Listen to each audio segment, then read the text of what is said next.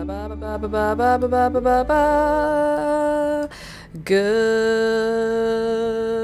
morning, good morning.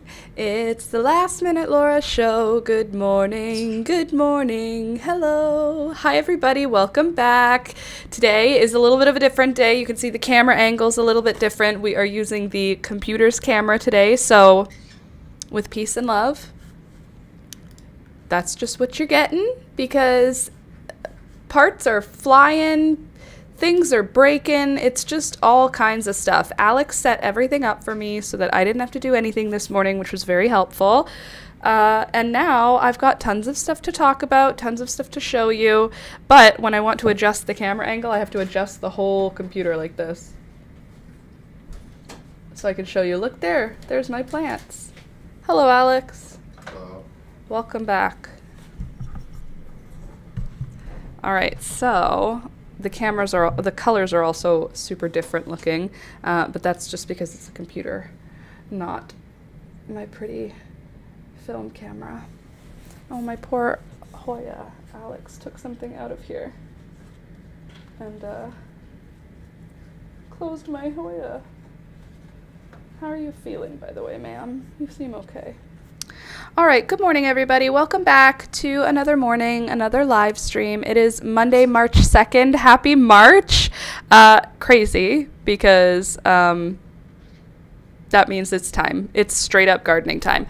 I am a little bit unhappy with the lighting, though, so I'm going to set up something. I'll be right back. I am here. I'm not on time, but I'm here. The channel's called Last Minute Laura, not always on time Laura, you know? I'm usually on time, though, for lots of things. Ugh.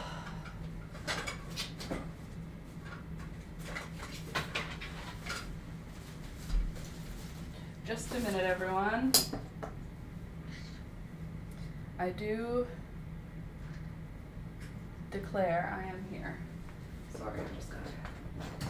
There we go. Trying to fix the lighting a little bit. So.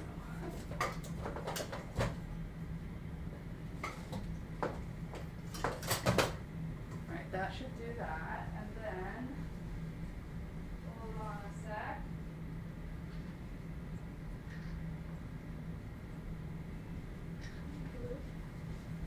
Just a sec. I'm here. I'm here.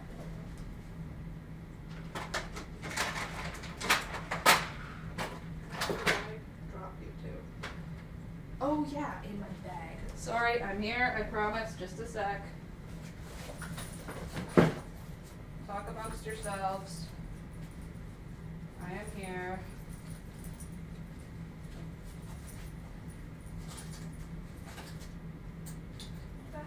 Where did I put it?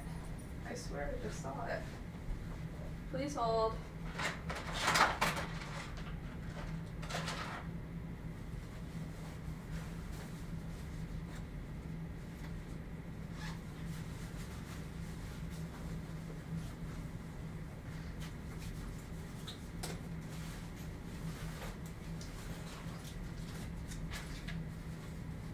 Just a sec, Toad. I'm finding it. Where did I put it?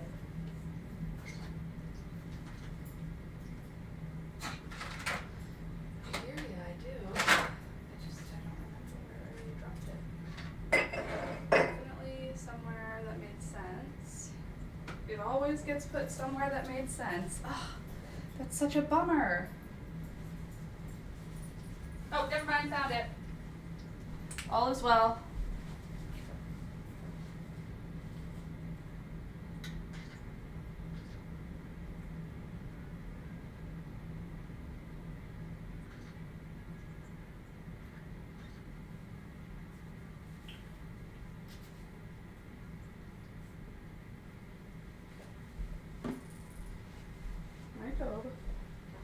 Yeah, we're getting in.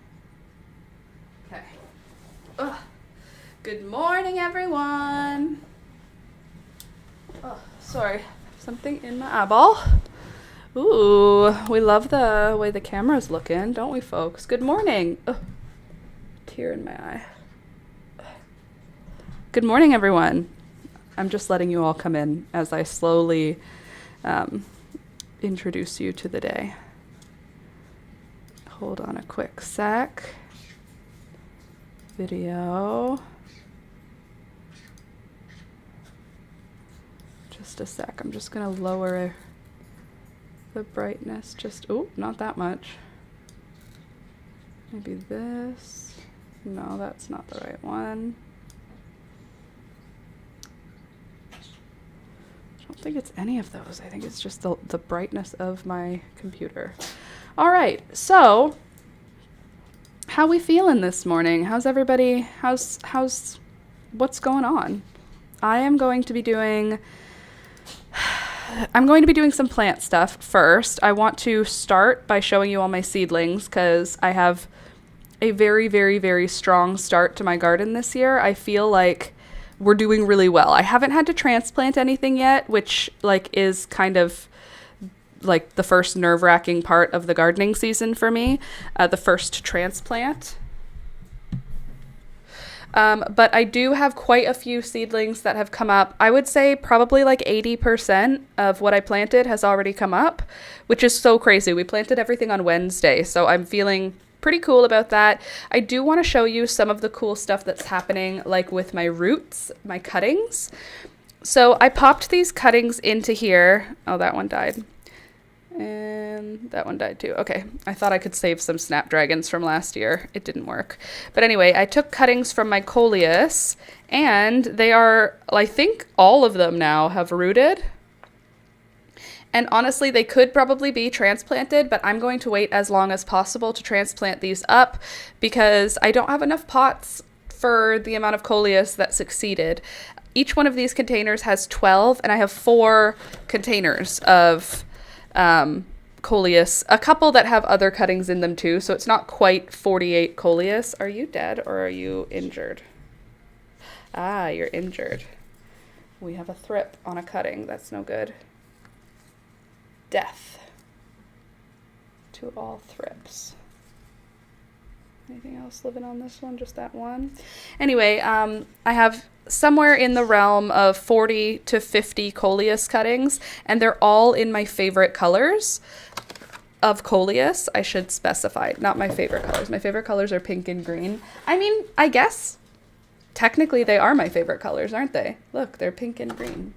Hey there, Hannah. Hey there, Karasu. Hey there, Candace. Like, look at this one. It's been under the grow light, and look at the roots on it. Hold on, let me see if I can. Well, I promise there are roots on it. Look, it's literally the color of my hair. It's so bright. And then we've got the mosaic varieties. I don't see any threat of thrips on these, which is interesting. But I'm very pleased with that. The fact that they are rooting. I'm going to just pretend that a little bit of dirt didn't fall in my coffee, okay? Now we'll move my coffee out of the way. Another grouping of them. These ones, I think I have all my favorite colors of coleus. I think that if I go to a garden center and buy a coleus, it'll be a green and yellow one. Because that's the only color I didn't save because I don't care about that color. But then it's actually nice in the garden. Like, look how healthy these little cuttings are. These went in last Wednesday, and they are perky and like crisp. They have no like weakness. They're very much, they're rooting. The cuttings are surviving is the point. They haven't like died. Usually I would know by now if they weren't going to make it. So that makes me feel pretty good. There might be 1 or 2 in here that's a little weaker, but that's mostly because they're kind of getting starved for sunlight by the bigger coleus cuttings. Okay, this one has tons of roots. Let's see if I can get the camera to focus. Can you see them? Hold on, right? Well, you can see one on this front guy right here. Do you see that little white line? You can see in the bottom that roots are coming out of the bottom holes. Like you can see that one has a root, this one up here. So these ones are all my favorites, and they were the top cuttings of all the plants. So this set should be my, kind of like my Hail Mary, Holy Grail of coleus cuttings. This one is the one I need to keep alive the most because it has my favorite ones in it. Like, this one is so interesting. It's like cream. It's like the leaf is pink and then there's yellow and white on top of the pink, as opposed to, like, look at this. This one, right, no, hold on. Come over here, Laura, figure it out. This one right here, the leaf is white with pink on top of it. This one here, the leaf is pink, look. The leaf is pink with white on top of it. But here, where the leaf is white, if we look at the back of the leaf, you can see the whole leaf is white. The pink doesn't go through. The leaf is white and green, and the pink is splattered on top. Whereas this one, the top is green and white, but the back is pink. What? Who made that? That's so cool. So these are going to be the highlight of my garden start because they are going to be going out as like aggressively well-sized, adult-sized looking plants. And that's, for me, going to be it's going to make starting in the spring, like when I get to put these outside, it's going to make it feel like a garden a lot earlier. Usually we have to wait until like the middle of June to actually feel the garden start doing stuff. In southern Ontario, it takes a while for spring to actually take off here. We have a lot of like spring bulbs and stuff. I have tons of wild violets and hostas and other spring things that are going to come up, daffodils and tulips and stuff. But the actual annuals are when I start to feel the summer. So knowing that I've got some of my annuals already like well underway definitely feels very good. Also, my dahlias have now all sprouted, which is amazing. Not the seeds, sorry. If you came here last week, we started 21 varieties of seeds last week, and then 2 weeks ago we started 18 other varieties. This week we're starting another 21 varieties. But the dahlia seeds that we planted, still only one has come up, but my dahlia tubers, on top of having roots coming out the bottom, they also have sprouted. That right there is a coleus. That little tiny leaf is a coleus, but the dahlia itself has sprouted, which is very exciting. I am planning on taking cuttings from these dahlias. I don't know how to do that yet, and I don't know when to do that. Obviously not yet. We only have 2 leaves coming out of them, but I will be looking for assistance with that when I get to it. I am going to be taking cuttings from them because I want to have more of them. I have 1 lifestyle dahlia, and then I have 2 Frank Holmes dahlias. And the Frank Holmes dahlia, it's so cute. And this one little tuber has 1, 2, 3, 4, 5, 6, 7, 8 growth points on it. This one tuber has 8 growth points on it. The lifestyle dahlia, in comparison, which is a different shape, but still, it's another dahlia. This one has just the 1 growth point. That's not growth, right? Yep, it just has 1 growth point. So 8 on the one and 1 on the other. And then on the other Frank Holmes dahlia, so far, I only see 1 growth point. But that's all right. But they're alive, which is exciting. The big thing is that they are alive. The other thing that came up really like strongly and happily is the firecracker vine. I planted 16 of them, and I have currently, are you 1, 2, 3, 4, 5, 6, 7, 8, 9, 10, 11, 12. Okay, I have 12 in here. Did I really do 16? A lot of 12s are coming up, which is odd. Anyway, 12 of these have come up so far. Let me show them to you. Ta-da! These are firecracker vines. They're looking like morning glories right now, which is not surprising. They are another climbing vining plant, very bean adjacent. They don't make a bean, but they do make something reminiscent of a bean.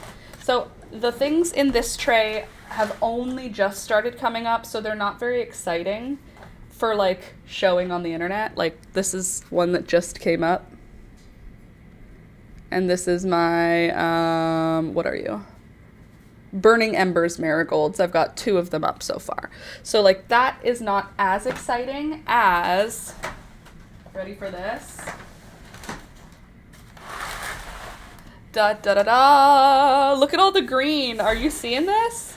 Okay, get ready to be amazed. At least in my opinion, I think it's quite amazing.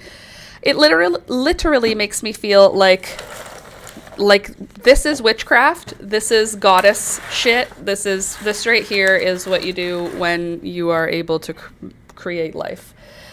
So I've got malva here. I've got a really good germination rate on this malva. 1, 2, 3, 4, 5, 6, 7, 8, 9, 10, 11. Okay, so I have 11 malvas out of a possible 12. That's a very good germination.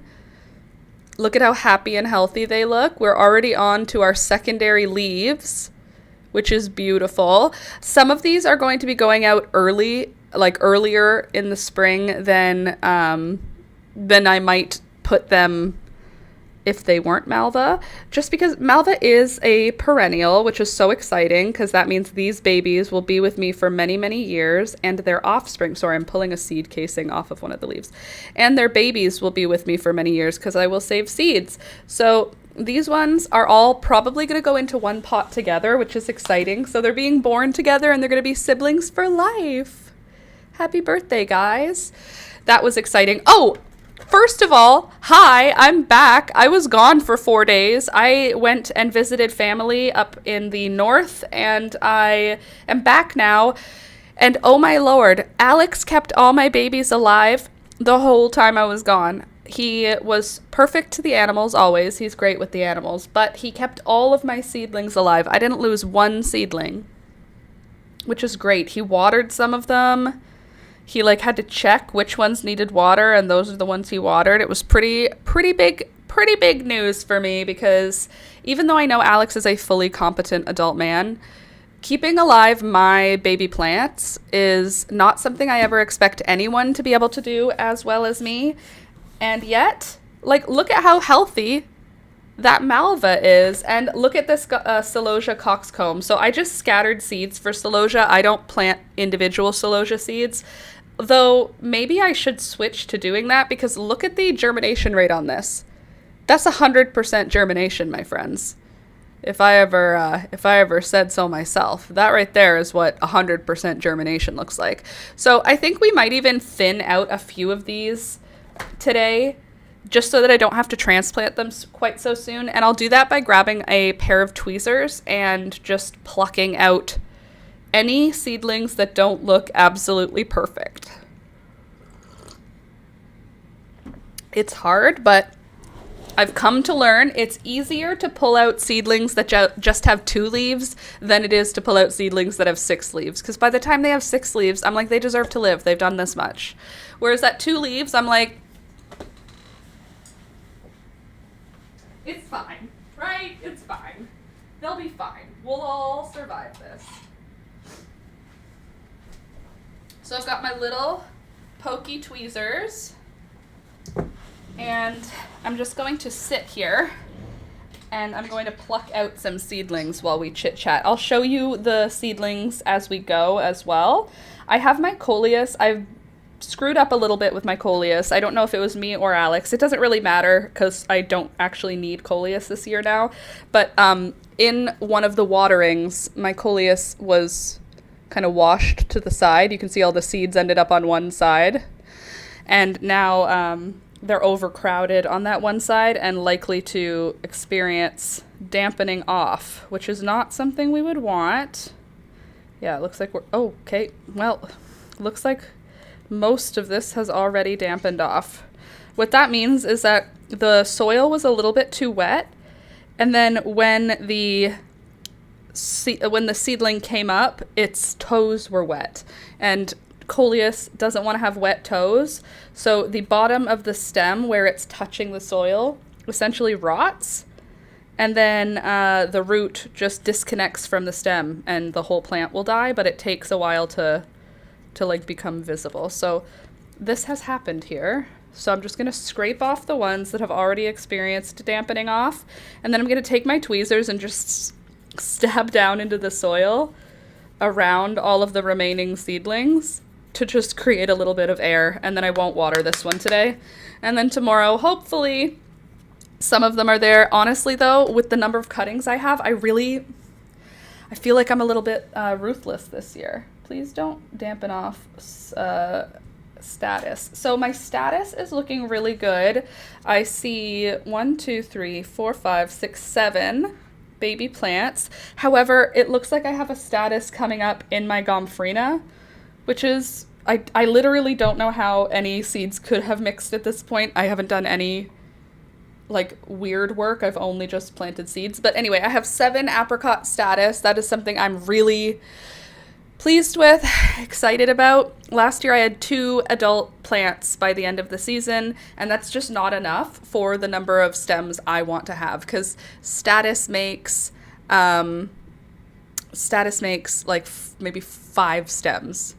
What happened Friday? Oh, on Friday I was away. I went and visited my family, and I was gone for Thursday, Friday, Saturday, Sunday. I came home yesterday, and I had such a nice time visiting family, and Alex took care of everything while I was away. He did laundry, he did groceries, he washed the dishes, he took care of all the pets, and he took care of all of my seedlings, and nothing died.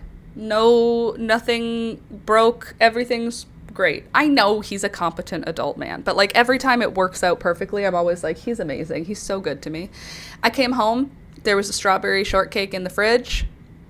We got Pizza Hut for dinner last night, delicious. He ended up picking me up in Toronto. I take a bus from Ottawa to Toronto and then a train from Toronto to my home. And like, it's not an inconvenient way to travel for me. I find it quite convenient. And even so, Alex showed up at the bus stop, at the bus station, and picked me up off my bus. I also was, okay, I don't know what the word for what happened is, but I have a bad story to tell. I feel like I would call it like sexually harassed. I don't know what the right word is, because I wasn't physically, here's what happened. Okay, so on the bus from Ottawa to Toronto, I had my own seat. The seat next to me was empty. The seats across from me were empty.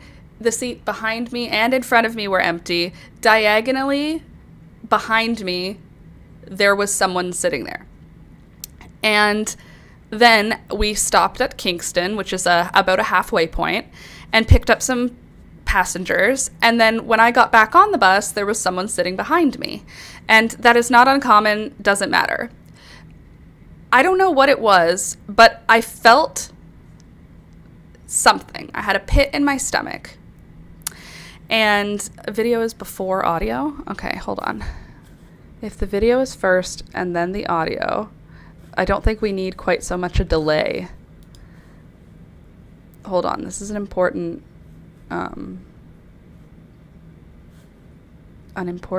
story. I had to call authorities. Like it was not good. Okay, let me.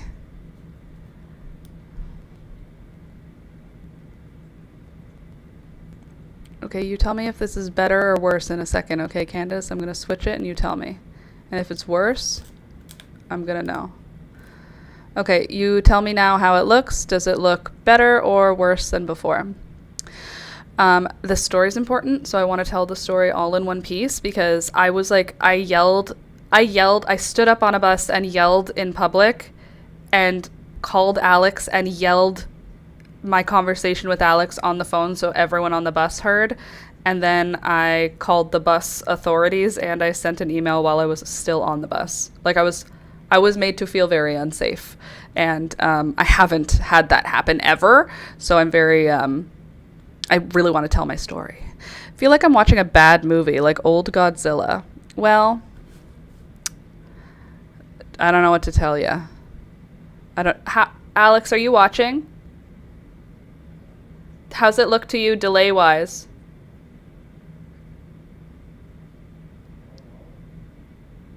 Is the video and audio better synced up?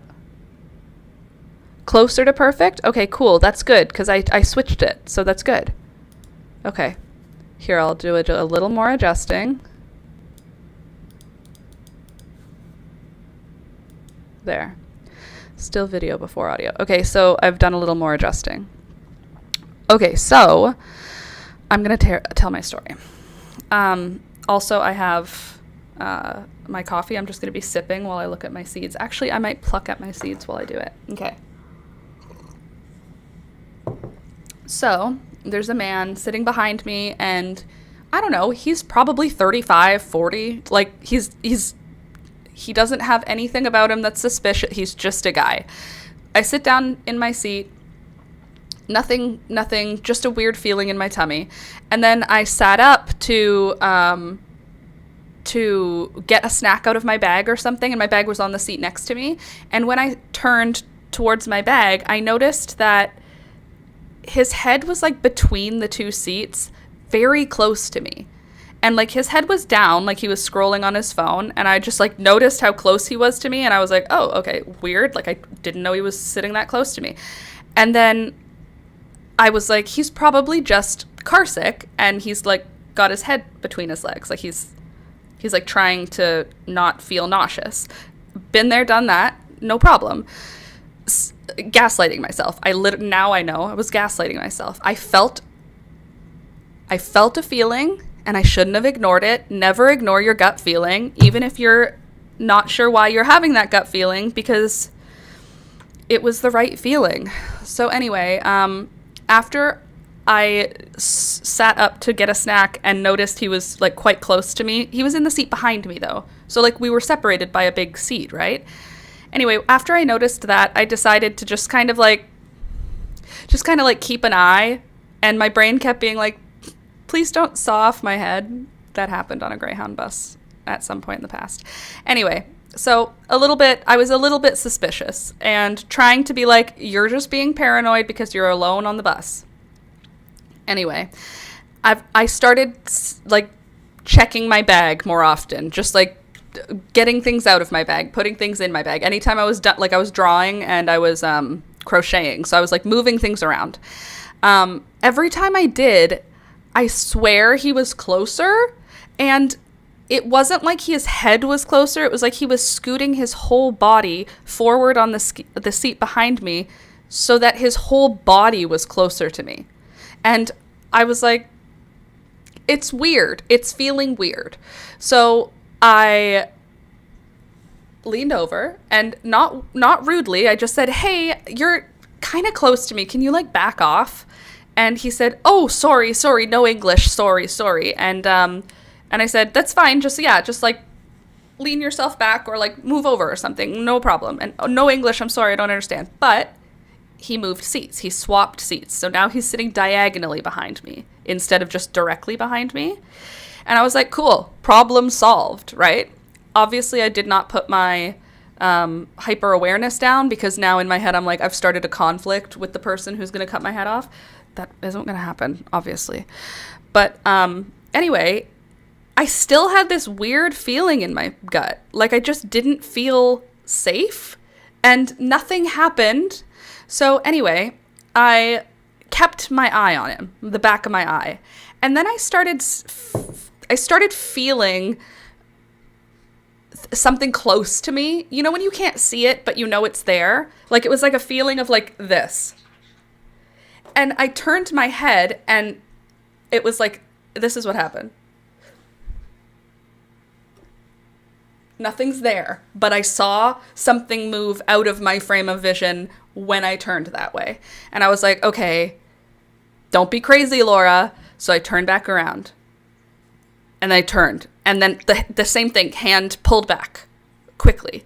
And I was gaslighting myself, you guys, for like at least an hour. Like this whole thing was happening for probably total like 2 hours, but the first hour, then I asked him to back off, then a full hour after that of me feeling something moving close to me, and then anytime I turned, it being pulled away from both sides, from the top. Then I started clocking it, so I started trying to catch him, but I was trying to be nonchalant about it, like, oh, I'm just reaching quickly into my bag. And I noticed it was his phone. So he had his phone over me, like this, from the seat in front. And every time I would turn around, he'd pull it back. And he would pull it back and then be like this. So this is what I would see from the corner of my eye. Or not, I would turn around. So it wasn't really the corner of my eye by the time I turned around. And this happened multiple times. Like less than 10, more than 5. Like several times I was turning around, seeing him film me, take pictures of me. I don't really know what he was doing that for. So then I decided I was going to catch him in the act. I just decided. So I turned around really slowly, like I was getting comfortable again. And then I got myself ready for a quick turnaround, and I turned around and stood up at the same time. And I swear to God, he was like this. He didn't even put his phone down. He still had his phone out because he wasn't prepared for me to confront him. And I stood up and I said, okay, that's enough. You're being a total creep and you're making me very uncomfortable. Stop. And he smiled and chuckled and said, no English. Sorry, no English. And I said, you're clearly filming or taking photos of me, and I don't want you to do that. Back off. No English. I'm sorry. Oh, haha. Oh, ha. No, nothing. And I was like, bro. And I raised my voice. Leave me alone. I feel unsafe. Leave me alone. Back away from me. You're creeping me out. You're being very weird. This is not appropriate. Like, this is the stuff I'm not yelling. I'm very loudly talking, projecting my voice so the whole bus can hear intentionally. Like, I'm being like, hey, this is happening. Also the bus driver. By the way, I'm in the front seat. I'm at the front of the bus in the seat behind the driver. Like, not the seat behind the driver is like where he puts his stuff, but I'm in the seat behind that. Like, I'm not like hiding away in the back of the bus in a quiet spot. I'm like right at the front. So anyway, I'm yelling at him, and then I go, you know what? Fuck this. Sorry, my language. I called Alex, and I said, Alex, I don't know what to do, in full volume. There's a man on the bus. I'm standing, facing him, talking to him, pointing at him, because there's a bus full of people. I'm not crazy. Although, maybe I looked crazy, but in that moment, I was feeling like I was teaching the man a lesson for girls who wouldn't do anything. That's what my brain was doing. My brain was doing, I know friends of mine who wouldn't be able to do anything about this right now. I will not tolerate it. I'm not in danger. Basically, my brain was like, I'm on a moving vehicle. I am not in danger. There are lots of people around. I can speak my mind. That's how I felt. And so, yeah, on the phone with Alex, I said, I'm very uncomfortable. This man is taking photos and videos of me. He's leering close to me. I've asked him to back off. He's pretending he doesn't understand me, but he's looking at me right now like he's scared out of his mind. He knows what I know. I've already taken his photo, and I'm emailing the bus company. Can you please contact the authorities, Alex? And he said, oh, I'm already at the bus terminal. I'll let them know. And so he let the security know at the bus, and they said, if he didn't physically assault you, there's not really anything we can do. And I was like, I get that. He didn't do a crime, but he was being creepy. Okay, so here's the next thing, right, Candace? Why did no one say anything? So after I said back off, and he said, oh, okay, no English, I sat back down, and I said, after I finished with Alex, I said, okay, thanks, Alex. I just wanted to make sure that you knew what was going on and that you would make sure that I'm safe when I get off the bus. Can you be there right when I get off the bus? And then I sat down, and then there was a man across diagonally behind me. And he took his headphones off, and he said, are you okay? And I said, I mean, no, there's like a pervert just out here being weird, and everything's cool with that. And then the guy said, come sit here in front of me.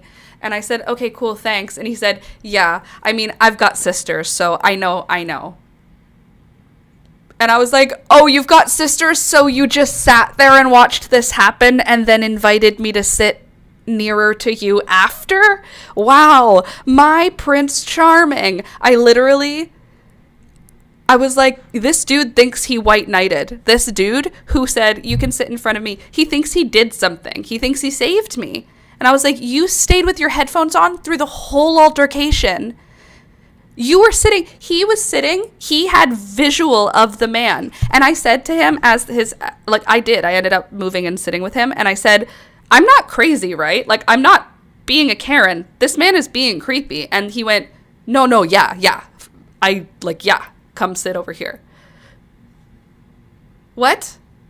So I was just like, no one said anything. No one did anything. The bus driver didn't do anything. The bus driver didn't say anything. No one after, except when I went up to the bus security people. And it was just, he didn't hit you. He didn't grab you. He didn't grope you. You don't have anything. He didn't do anything wrong. And I'm like, okay, but like, that behavior is super, super weird. Great help they were. No. And what if they were working together? Ew, that'd be gross. No, they were not. They were not. The person who was taking the videos and pictures was obviously English. He didn't have good English, but I don't care. If you can't speak English, you can still be a pervert. Just because you don't speak English doesn't mean you're not weird, you know? Both can be true. You can speak English and be a weirdo, and you can not be able to speak English and be a weirdo. Do I know why he was doing it? No. Is there a possibility it was because I look the way that I look, and it was a photo for no other reason than, look how weird this person looks. I'm not from this country, and I haven't seen a person that looks like that. I'll send this to my family. Say that. Ask to take a photo. It wasn't like that, though. It wasn't that. Hold on. Not that it matters, but what ethnicity was he to try and get away with the no English thing? I don't think that matters, and I don't think it matters, does it? Lol, not even sure what I came into. Everyone understands no and stop. And I said, stop. Back off. Like, when he said no English, I was like, okay, you're taking pictures of me? No, stop. Like, I was super, super condescending, obviously, because if you're going to be making me feel uncomfortable and then being like, I don't know what I did. Okay, so like I said, there is a possibility of innocence in the reason of taking photos, but I had a gut feeling before the photo stuff even happened, and before any of that happened, I had already had to ask him to back off because he was like really close to my body. Like, his whole body was very close to my body. And yeah, so anyway, that happened on the bus ride home. I yelled in public at a man for being a creep. I usually will do that when a man is being a creep to someone else. I haven't had to have a man make me feel creeped out in a while. Like, I'm old now, so like I'm not the target audience of men who are being creepy. And this is the first time in a while that I felt scared, and that I felt like really after, like I was hiding from him after. He was not physically intimidating. Like, I could absolutely have beaten the shit out of this man. I could have really injured him. I don't know if I've never been in a physical fight with anyone except in karate as a child. So like, I don't actually know that I could physically dominate him, but like, he did not have an intimidating air about him. But I still did not like it, and I didn't like the fact that he did it without me knowing or wanting. It felt very violating. I felt violated, and I didn't know how to communicate that, because it's like, I wasn't assaulted, obviously, but I was violated. I felt very uncomfortable, and I felt very unsafe. The bystander effect is real. No one else did anything. No one else said anything. I took videos of him and photos of him. I sent the photos to the bus company and said, I don't know what you would, I emailed them saying, can I just read you my email that I wrote to them? Because you're going to be like, yeah, that's a lot. But I sent an email, and in my email, I was like, I don't know what I'm sending this to you for, but I don't know who to send it to. I said, I don't know who to send this to. I'm on a bus, gave the bus information, seated in the first available seat behind the driver, and at first the seats behind me were empty, but after we stopped, a man got on and sat directly behind me. I have attached his picture. I started getting a pit in my stomach because he kept leaning in close while scrolling on his phone. I tried to ignore it, saying to myself he was just car sick, leaning forward. Every time I turned towards him, he was closer, not keeled over, just like his whole body was scooted closer to me. Finally, I turned around and told him he was making me uncomfortable and asked him to back up. He quietly chuckled and said no English, but he did move to the seat beside him. I tried to tell myself it was just a misunderstanding, but then I started seeing movements from the corner of my eye, from overhead or behind my shoulder. Whenever I would turn, his hand and phone were pulled back to him quickly, and he acted like nothing was happening. I decided to watch what he was doing, so I turned back around slowly, then flashed back towards him and caught him red-handed filming me. He tried to pretend he didn't understand me, but his phone was literally still held up towards me. This is when I raised my voice and told him to back off and stop taking pictures of me. He just nervous laughed and said no English. I ended up calling my partner, loudly explaining what was happening, that a man was being very creepy, and I even filmed the guy while he was saying, sorry, no English, and chuckling. I said, just leave me alone, no pictures, while motioning at his phone. Then I sat down, took his picture, and then I sat down facing him, all the way turned around. So I didn't turn around with my back to him. I turned around in my seat facing him because I was like, I don't know why or what's going on. And when I did that, he literally like was just avoiding my eye contact. Like he was on his phone and then he was like this. Anyway, a fellow passenger took off his headphones and I said, I'm not crazy, right? This guy is being so creepy. I'm so uncomfortable. The guy agreed, said it was very weird behavior, then invited me to move over by him since he saw what was happening. Honestly, no one else, not even the driver, did a thing. I'm very uncomfortable and I'm feeling very unsafe. I was still on the bus when I wrote this. I will seek out the bus authorities when I get off the bus, but I wanted to send this email while it's still fresh in my mind. The actual confrontation began around time. However, the creepy vibes began time. The driver was driving, so I can't fault him for not doing anything, but I am quite scared and feeling very vulnerable at the moment. He is now sleeping, looking completely unbothered while I am anxious and nauseous. The end. So they replied, sorry or congratulations. Didn't read it. An AI replied, basically. So it was awful. Hopefully they have zero tolerance for harassment, because that's what that is. That's what it is, right? It's harassment, but it's also like, it just felt so yucky. And every time I was like getting amped, I realized it was because it was me defending my little sister. Like it was him taking pictures of someone young in my head. He was just taking pictures of me, but in my head I was like, what about the person he's taking pictures of who can't say anything? And I wanted him to know like it's super inappropriate to do. Like, I don't know, maybe it would make it into his brain, but he knew what he was doing. He knew what he was doing. It's like, there's no way that it was like and I kept saying to myself, like, it's probably just a misunderstanding. I'm probably just like, I'm crazy. That's me being crazy. I'm a crazy person. He's not filming me. That would be crazy. And then I caught him and I was like, wow, stop gaslighting yourself. I knew something was weird and I kept denying it to myself. And it was weird.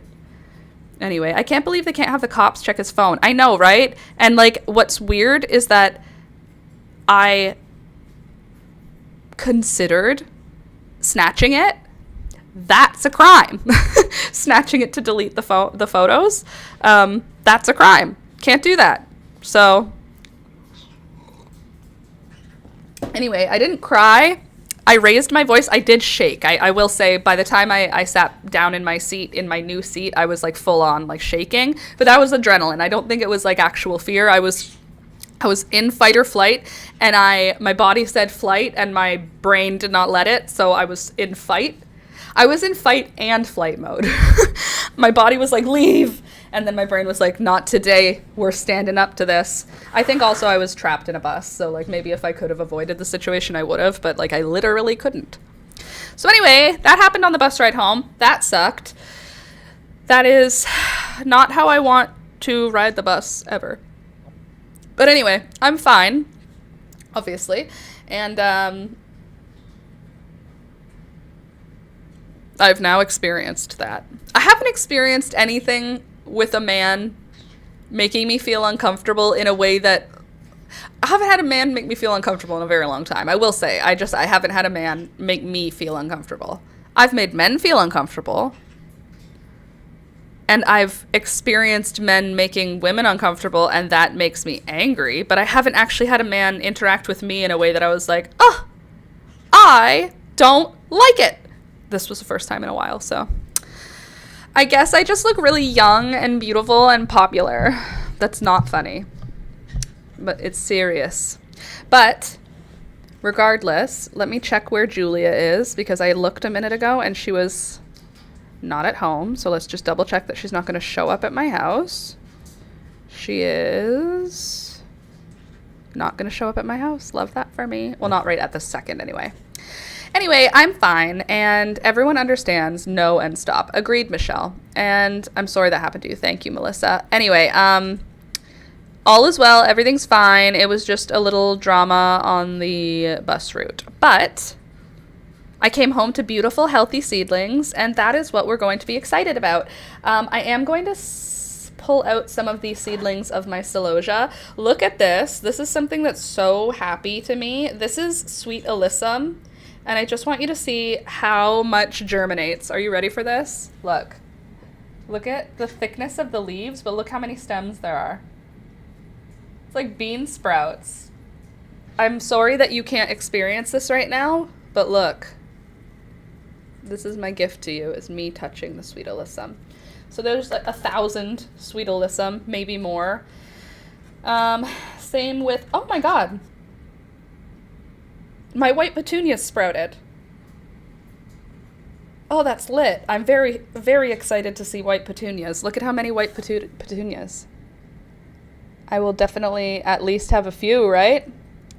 Well, thanks for standing up. Some of us would not have had a voice. I agree. Thank you. Thank you for saying so. But also, I did feel like I was going to barf for like a while after that. Being brave, not fun. Also, I became aware part of the way through my confrontation, I became aware that I am a middle-aged white woman.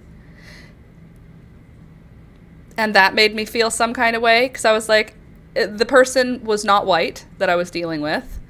And I had this moment where I was like, please, bus full of people, do not interpret me as a Karen assaulting a person of color, please. Please do not see me as a Karen. I'm not, I promise. Anyway, that's what it felt like for a minute in there. I was like, uh-oh.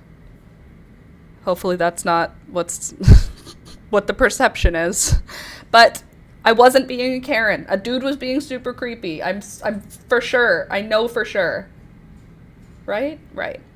Okay, now let me thin out some of these seedlings. I'm trying to decide which ones I want to thin out. It's very hard to decide because they look so pretty. Okay, let me show you my Chantilly butterfly snapdragons to show you how they are doing. It looks like I've got quite a few coming up. They are so delicate. These are the smallest, delicate little seedlings.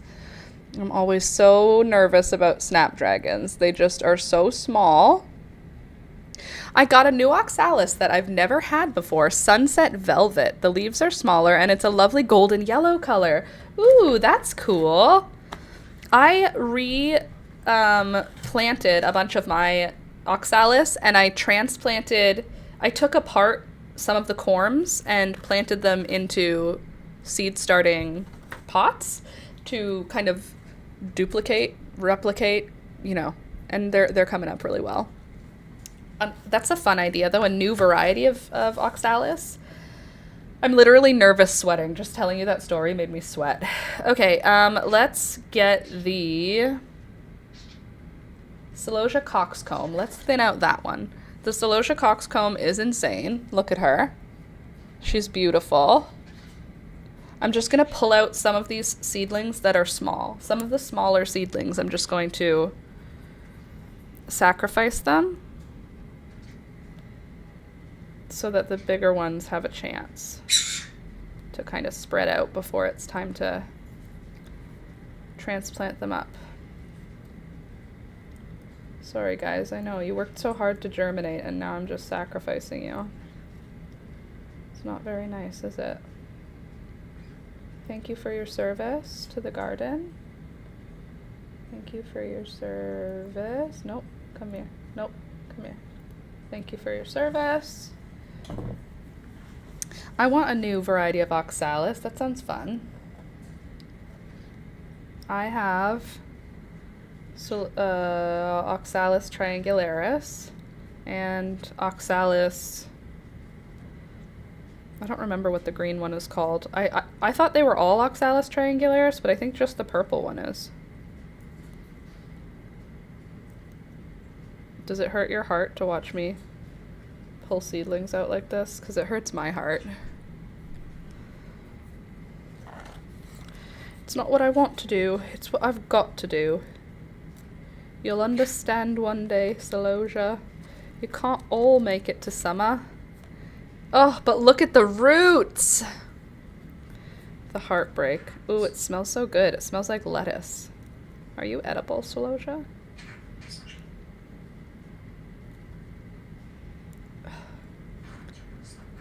You're so good. Oh, also, Gary bit me for the first time in months yesterday, which is fine. He's a parrot. Parrots bite. But he bit me and intentionally did not hurt me. He was mad, and he bit me, and he was biting me, like actively biting me. And Gary can break my skin easily. He's got sharp lower beak parts, and they are it cuts easily through skin when he wants it to. So Gary intentionally withheld his strength, and that was a huge move. That was a huge win for me, because Gary is very quick to hurt me if I am doing the wrong thing that bothers him, and I've learned to avoid doing the wrong thing that bothers him so that he doesn't hurt me. And this is a bird, by the way. I'm talking about a bird, not a person. Anyway, I was doing something he didn't want, and that is I was asking him to step up on my hand, even though I had been away for a weekend. He's like, I don't have to talk to you. I'm mad at you that you went away, so I don't want to step on your hand. And I was insisting, so he stepped up on my finger, and then he was biting me. The whole time I carried him from the cage to his perch, he was biting me. But he wasn't biting through my skin. He was biting, and it hurt, but he didn't break the skin. He didn't leave any mark on me.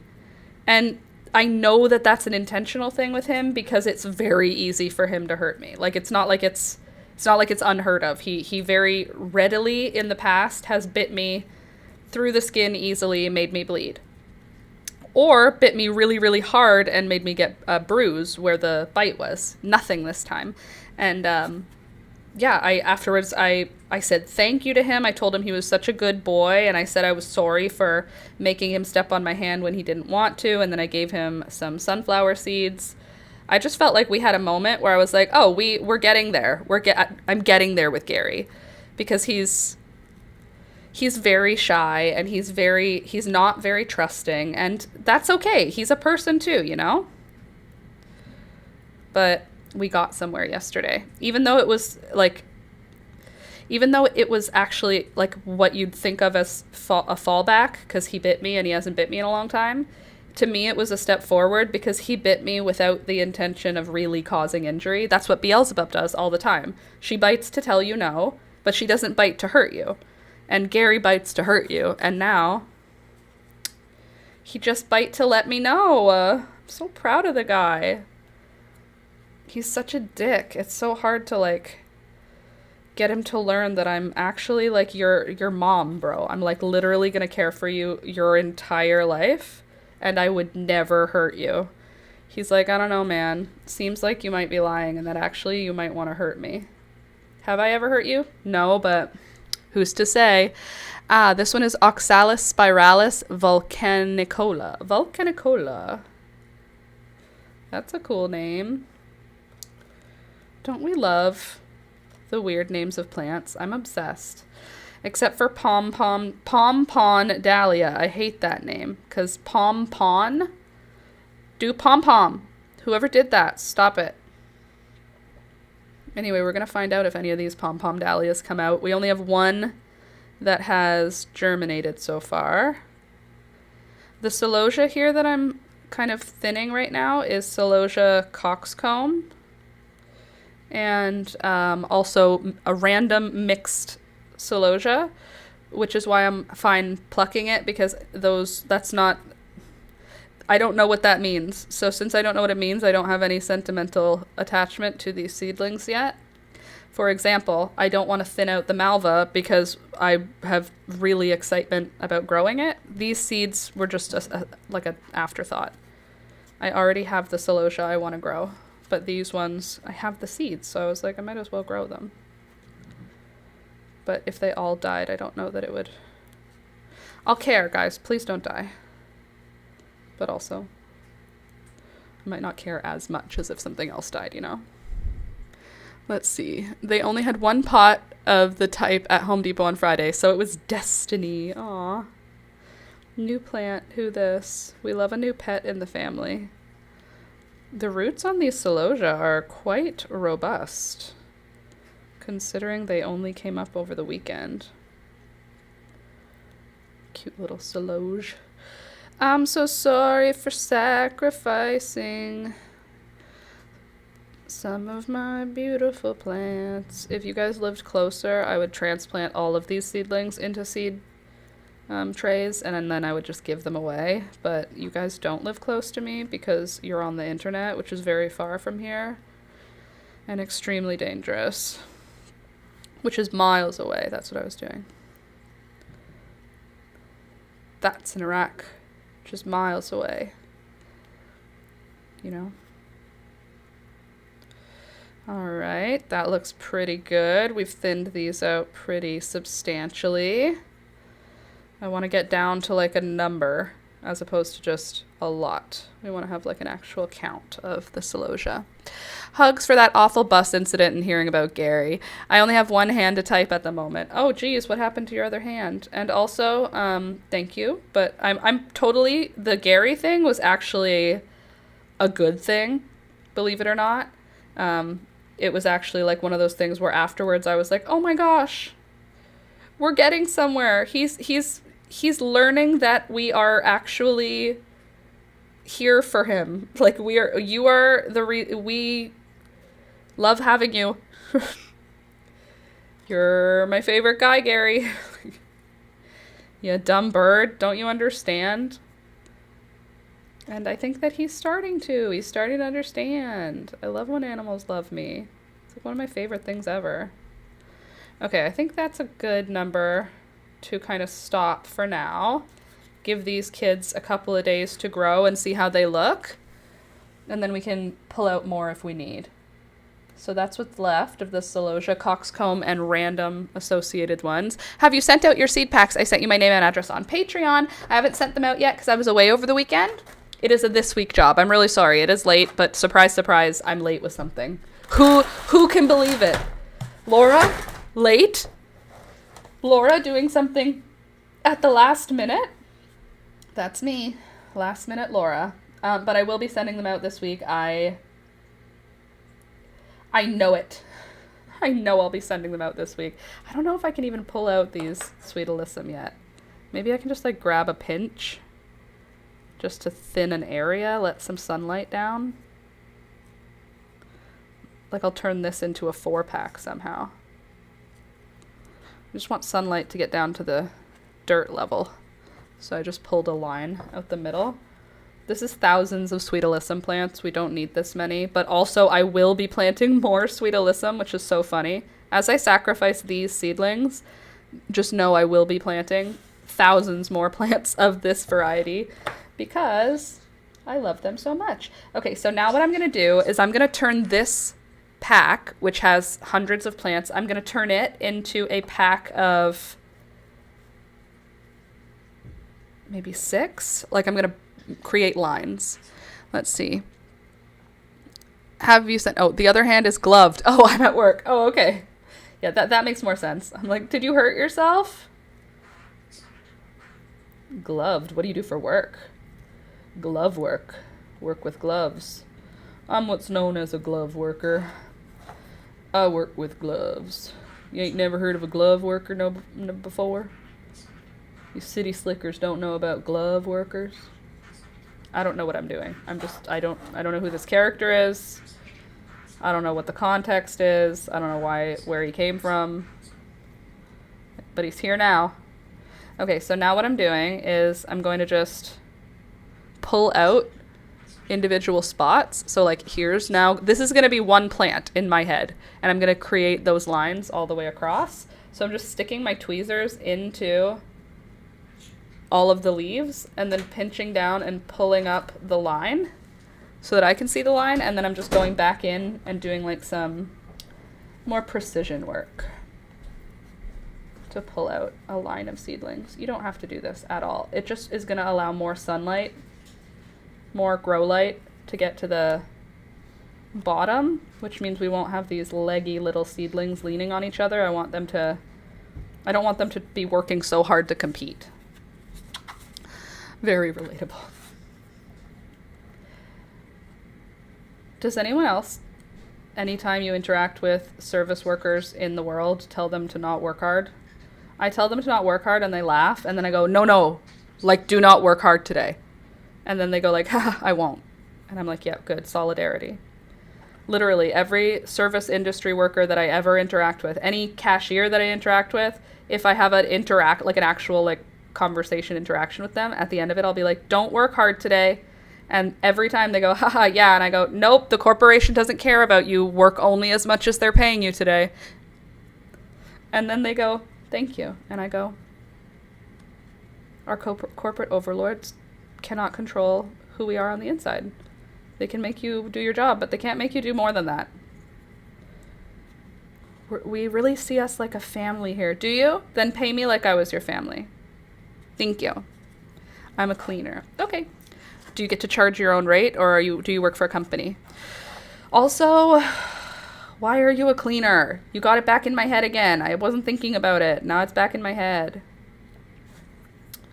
I don't need to. After the plants go outside in the spring, I think that is when I'm going to buckle in, lock in, and get someone to come to my house and do some of the jobs that I really don't want to do. And by don't want to, I mean, it's not even that I don't want to, it's that I don't know if I'm doing a good job. You know, like, I think my house looks good right now. But what if actually I am a hoarder and a trash goblin and no one in my life has told me, and actually the way I live is disgusting? That is like my fear, is that I'm going to find out that actually the way I live is disgusting and I need a cleaner to come and sanitize the way I live. I don't think it's true, but that's what my tiny bits, the tiny bits of anxiety that my SSRIs are not managing, those ones are telling me that the way that I live is incorrect and bad, and that if I don't have a cleaner come and tell me, then it's just always bad. I have had friends over and family, and I have been told that this is not the case and that I'm a little bit crazy for worrying about that, but still, I feel like a cleaner is just going to hit the spots that I don't see, the spots that I miss. And since that's the case, that's what I want. I want to do that. That's what I want for my birthday, Alex. If you're watching the stream, that's what I want for my birthday. I want someone to come to our home. Oh, you know what would be fucking divine? If on my birthday, while Alex and I are not home, someone comes to our home and cleans. That's what I call a birthday present right there. I'll tell you what. All right, I've separated it into 16 little bunches. Ta-da! So this is Sweet Alyssum. These will go back under the grow lights, and each one of these will represent one group of plants. Like when I transplant them, I'll transplant them in those little groups. Now there's less than 1,000, which is great. Easier to manage for sure.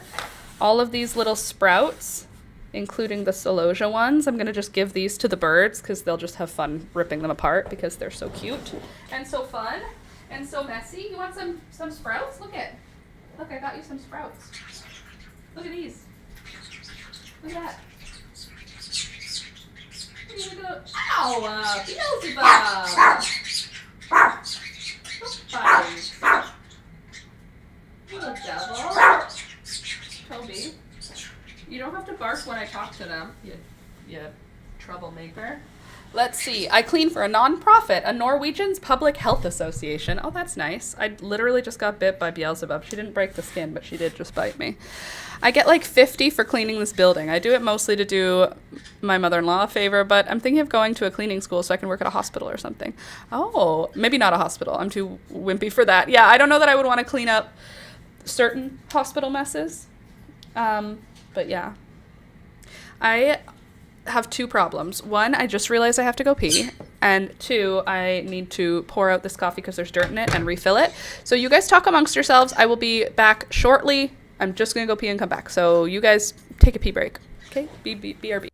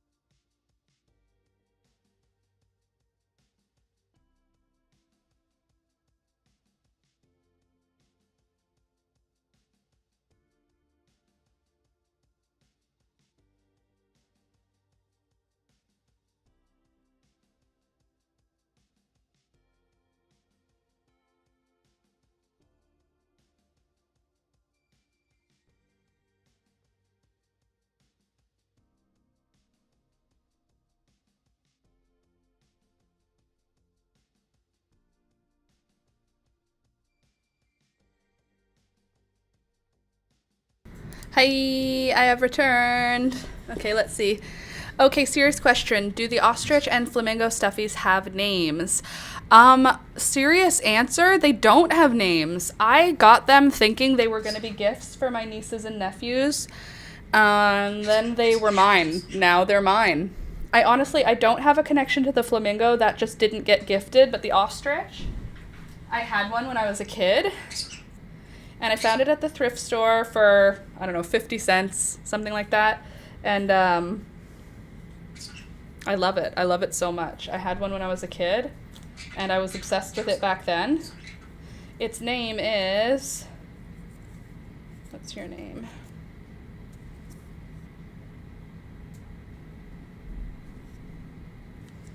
Oh, right. Your tag is on the other arm. It's not on there. Let's see. Congrats, Lefty. This is Stretch. Stretch the... Really? The ostrich? Oh, ostrich, I guess. Anyway, I love it. The flamingo, it's just cute. But no, I don't know. He doesn't have a name. If you have an opinion about his name or what his name could be, feel free. I love stuffed animals that look like the animals that they look like. You know, like there's stuffed animals that are like really, really badly made. I mean, that ostrich isn't great, but like badly made, like they don't look anything like the thing they're supposed to look like, you know? Let's see. Maybe not a hospital. I love cleaning other people's mess. I don't mind brown and red, but I don't like people too much. Oh, okay. Yeah, people are bad. People are kind of the worst. Having to deal with them all the time, probably not the best. Okay, now let me thin out my... Who else is there a lot of? I can't thin out my baby's breath. They got really leggy, and I'm sad about it, but I also can't do much about it. That's my baby's breath. Hopefully we can get that handled. I think I will do the salvia. This is the hummingbird pink salvia.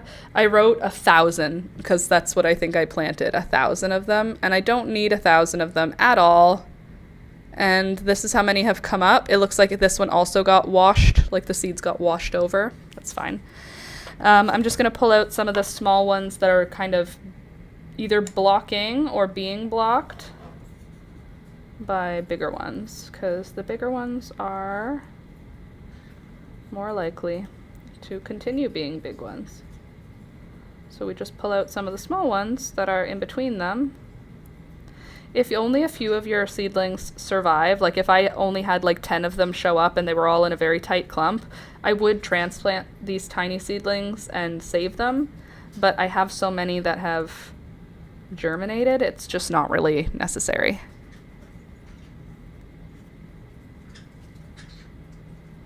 Like if I had to transplant my firecracker vine, I would probably save every transplant, even though really... Last year I had one firecracker vine. It brought me so much joy. So this year I planted 16, thinking if one gives me one joy, 16 will give me 16 joy. That's not how it's going to work, but I'm still pumped about it.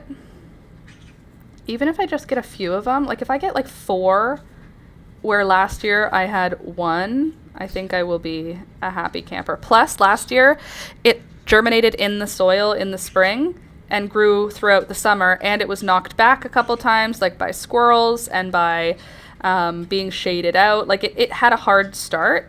These firecracker vines are having an easy start. They are having the easiest start. They're starting indoors, getting exactly what they need. It's going to be so much better than last year. Even if, God forbid, all of the seedlings of my firecracker vine die except one seedling, that seedling will still be better off than last year's plant, because last year's plant started so late. Just let me convince myself. Don't worry about it. If that's not true, I don't need to hear it. Obviously. Look at me. I'm happy you're not knowing. I am so excited for freaking spring. What is the weather this week? Let's name them. Shrimpy for the flamingo, since they turned pink from eating shrimps. We should find out if they can turn other colors from eating other things. What was I about to look at? Oh, the weather. I remember. Let's see what the weather looks like. We have today the high is -2. What are you doing, Toby? Get your butt back over here. Tomorrow the high is 3. Wednesday 7, 4, 5. Oh my gosh. Wait, are you ready for this? Next weekend, all the way until next Wednesday, like Saturday, this coming Saturday, Sunday, Monday, Tuesday, Wednesday, 17 degrees Celsius. That's like warm. 11 degrees Celsius, 14 degrees Celsius, 17 degrees Celsius, 15 degrees Celsius. Those 5 days in a row where the low is above 0 and the high is almost, it's in the teens, all the snow will finish melting and the soil should start to soften. Like, it'll still be frozen for a little bit, but like it'll start to soften for sure. Ooh, spring is like starting this weekend. It's false spring. It's false spring. I know that. I know we are still going to have snow.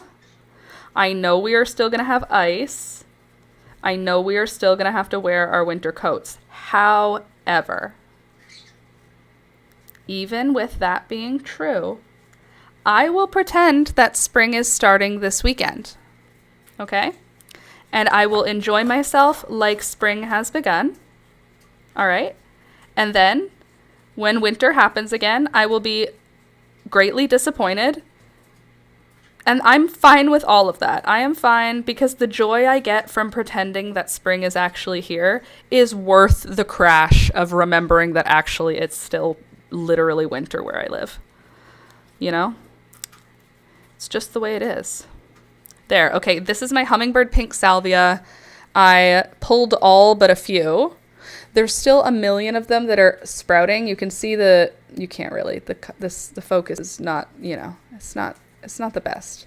But there are now at least kind of a contained number. We'll get it a day or two after you do. Yeah, I'm looking forward to it. It's going to be a nice time. We're going to have a good time pretending that it's spring. Okay, now I'm working on the petunias. The white petunias. Should I just let them stay alive together until like later? How long does when do I transplant the petunia seeds? How long does she leave them? Because my mom sows them the same way. She just sows them over the soil and then transplants them later. But I don't know if she thins them or if she just transplants all of them.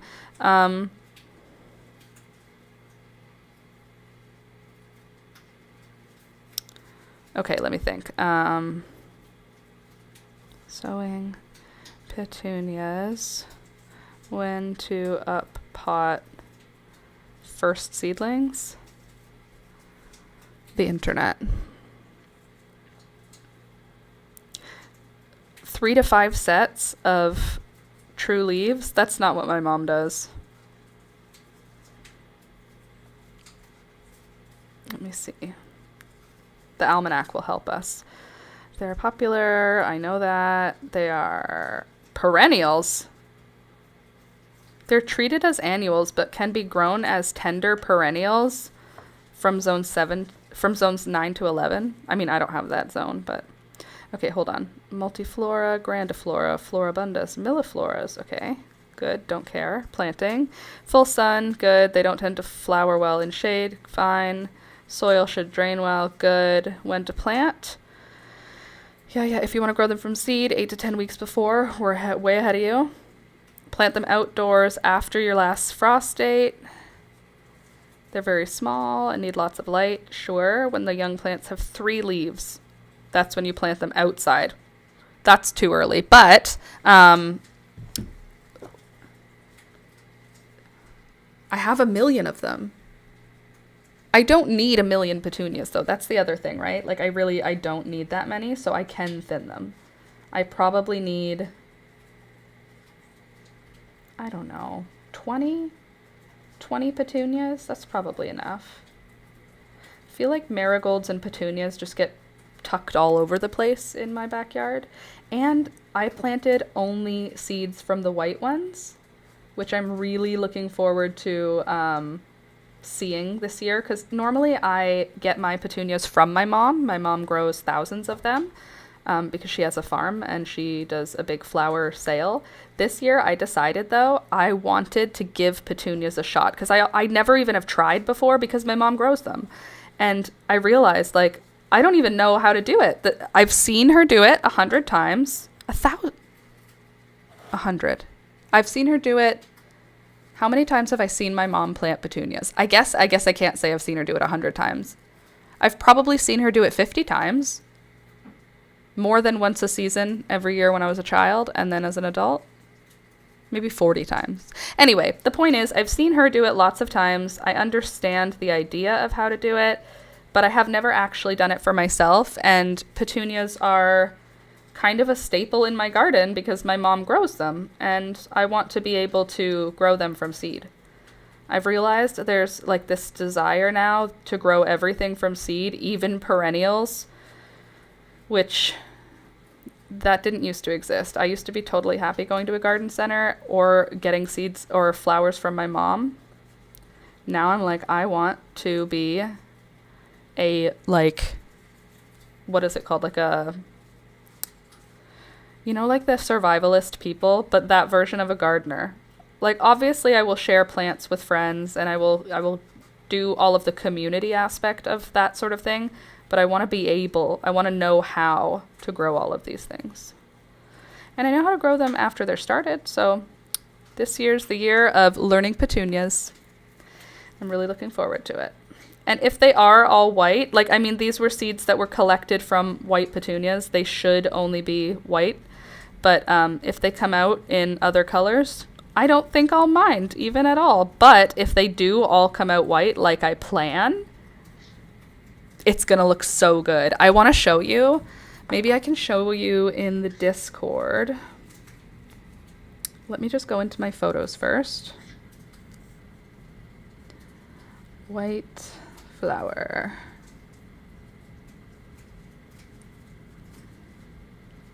I just want you to see the white petunias.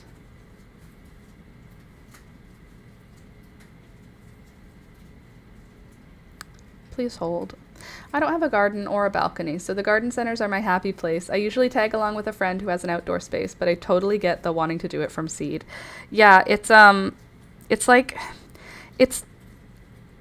I like getting plants that are started, you know? I do. I like having adult plants, but I also really like seeing it from the beginning. But I also hate waiting. For perennials, I hate waiting. Like this year, I'm starting a whole bunch of red echinacea, and they're taking their sweet time, and it's making me crazy. But I also am going to be so happy when they, like, actually come into flower, and I have this perennial that it was so small.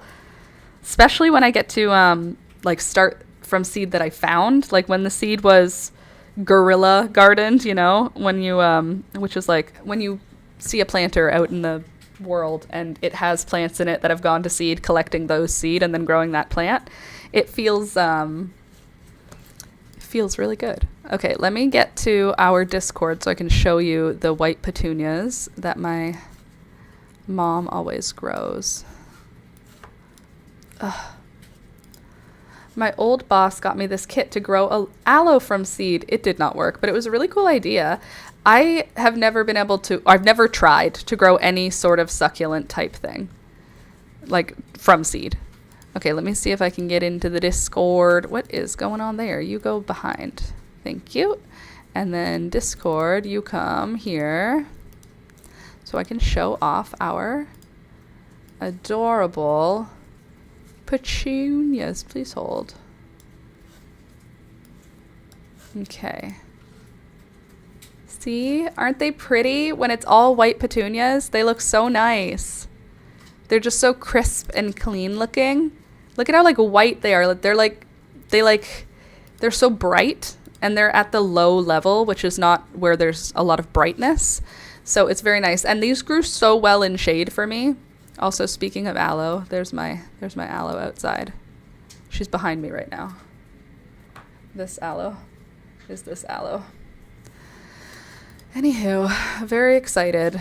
It's going to be a really good time. We're going to have a good time and everyone's going to be happy. Okay. No, you stay here. Good. I'm still pulling out petunia seeds, by the way. Oh, I can show you if you would like to see. Ta-da. Oh, I guess not. You can do it, camera.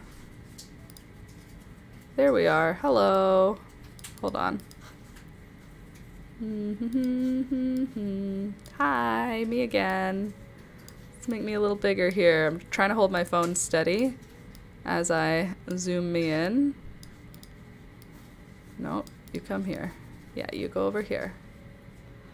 And then I can go, look, see?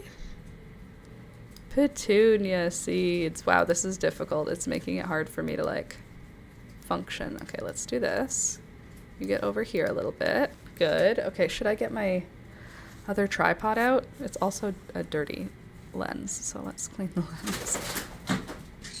Well, Toby, get your butt over here. Toby, leave Gary alone. He's just a baby.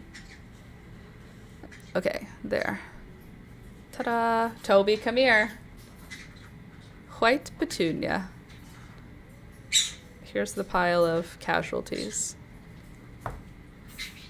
Hi, baby. Okay, let's see.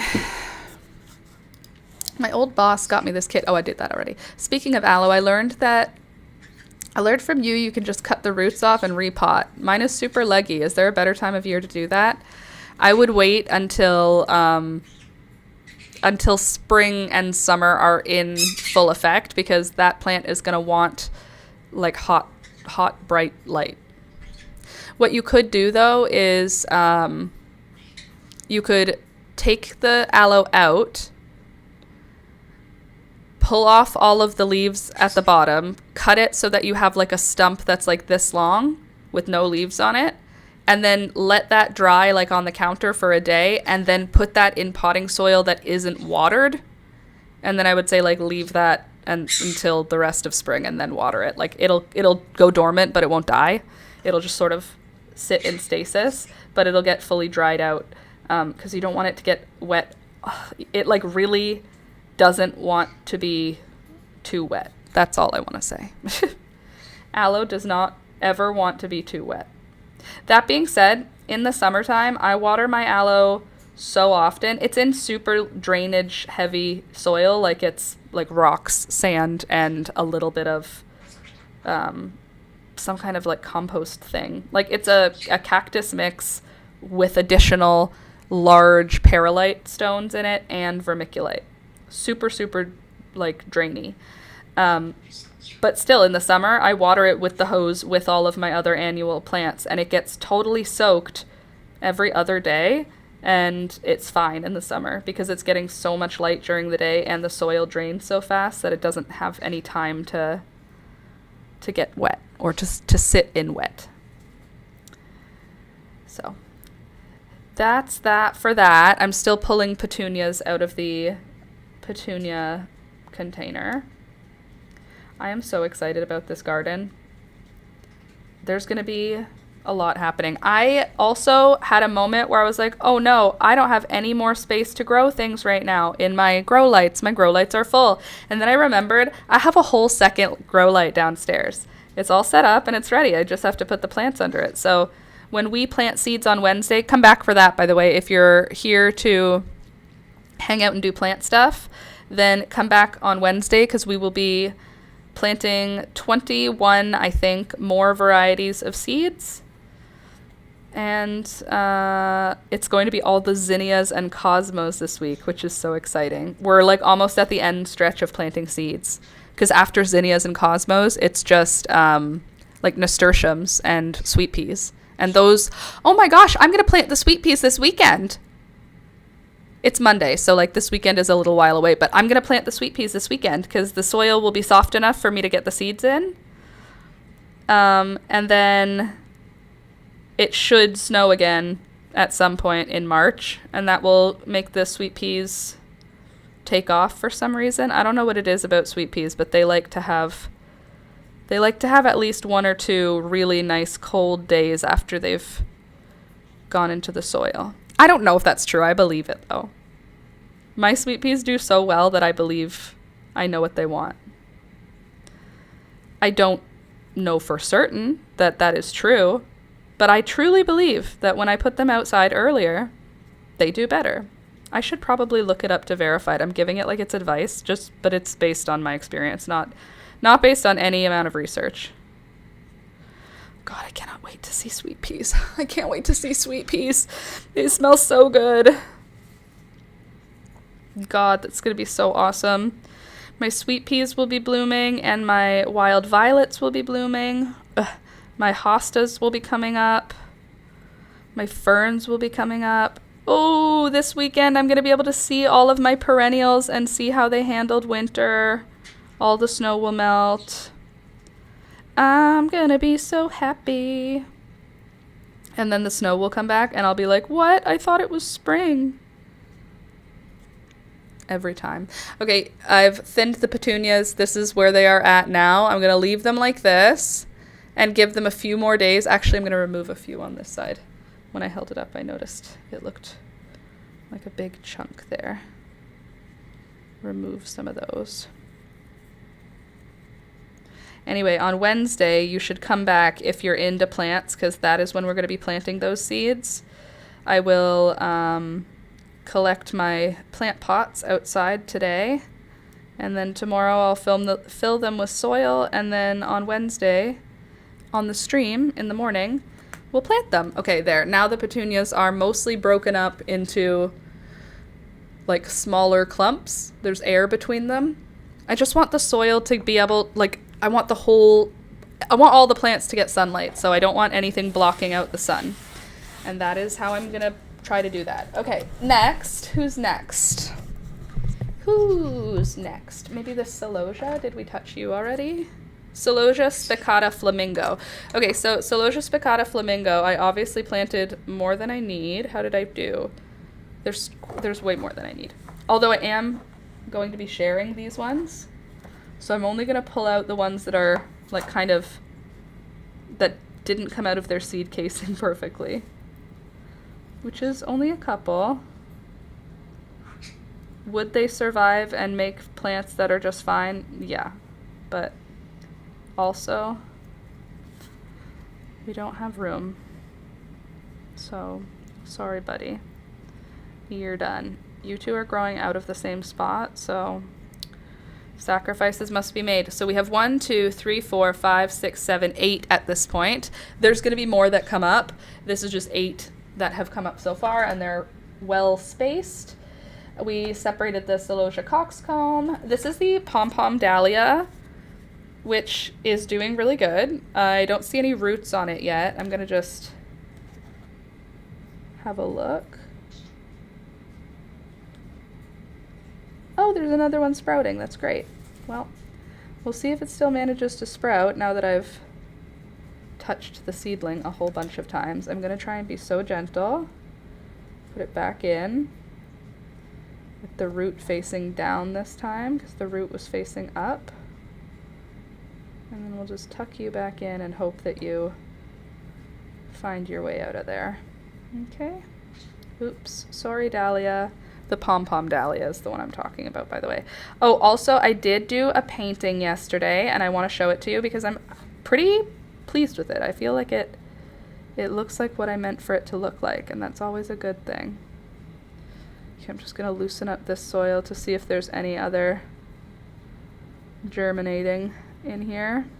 Of course not. Why would we have really good luck with our pom-pom dahlia? Anyway, we have one pom-pom dahlia for sure, and a second one is in the process of sprouting right now. Hopefully it will sprout, even though I kind of screwed with it a bit. I'll show you what that looks like. Pom-pom dahlia. And then that right there is the new sprout. Very good, very good. Love that. And I also have an interesting thing happening with, where are you? My gladiolus. Gladiolus is sprouting, is starting to, my baby, my first gladiolus baby has come up. She's alive. and I'm very excited about that as well. Okay, now let's water this, and then we can put it away, and then I can show you my paintings, and then we can get working on our crochet project. But anyway, let me hold up the whole thing first. Here's the whole thing. Seedling tray number 1. And seedling tray number 2. Let me just go fill up my watering can. Hello, Toblerone. How you doing?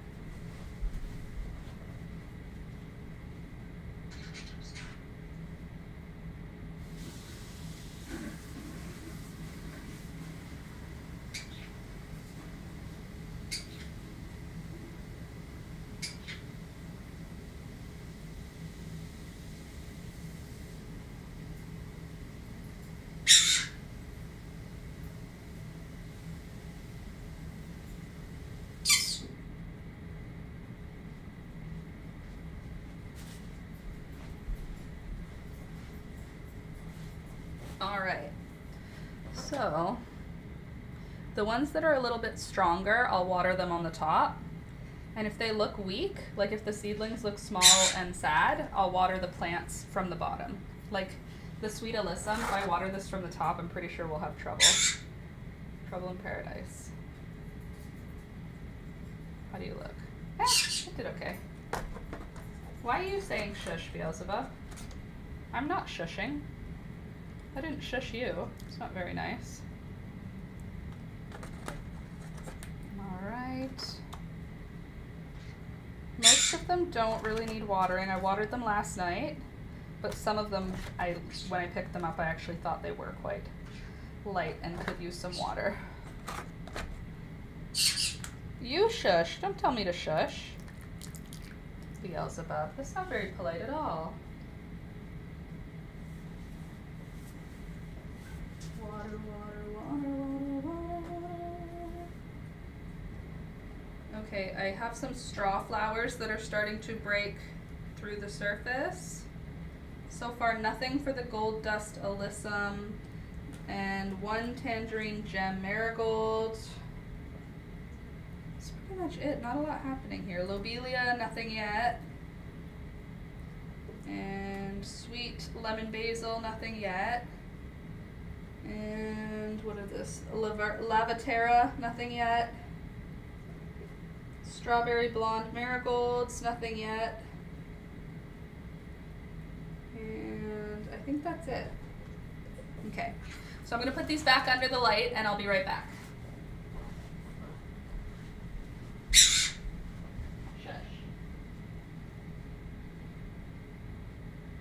Shush.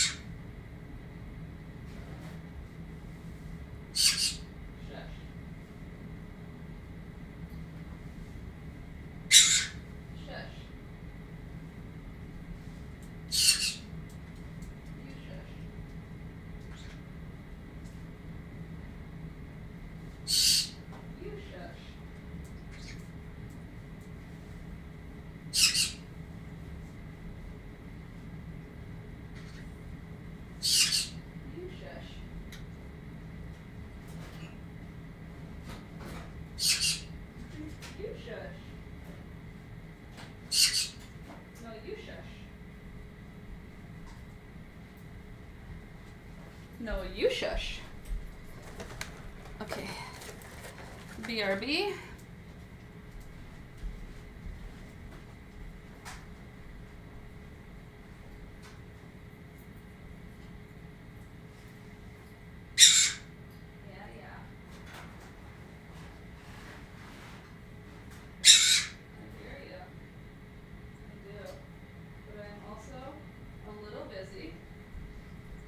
You guys are gonna have to just deal with it yourselves, all right?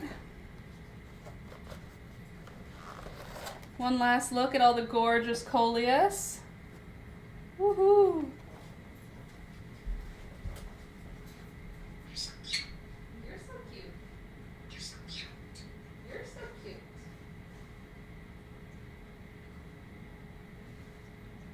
You're so cute. You're so cute. You're so cute. You're so cute.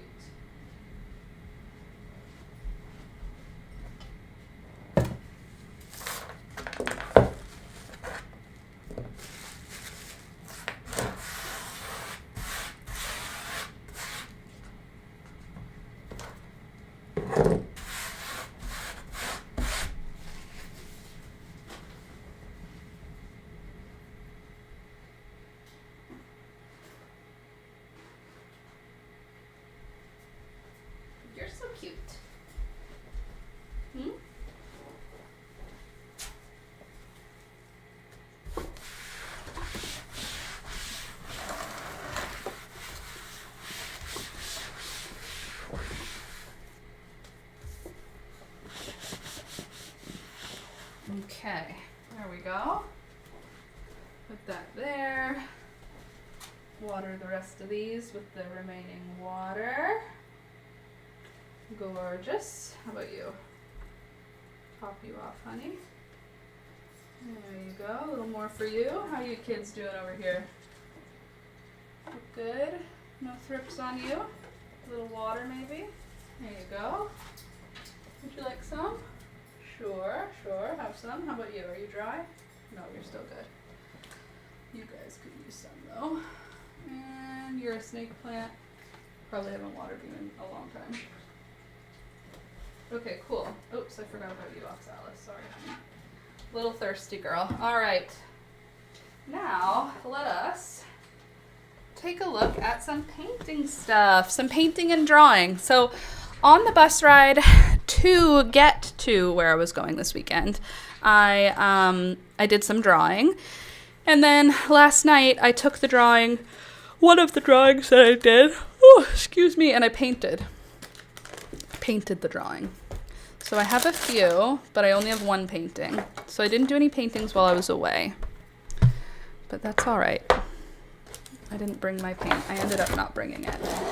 Okay, so this is what I drew and painted. I drew it on the way there, and then I painted it last night. What do you think? Does it look just like Alex? Because it's supposed to. It's supposed to look just like Alex. Hold on, it's like that's the way it looks.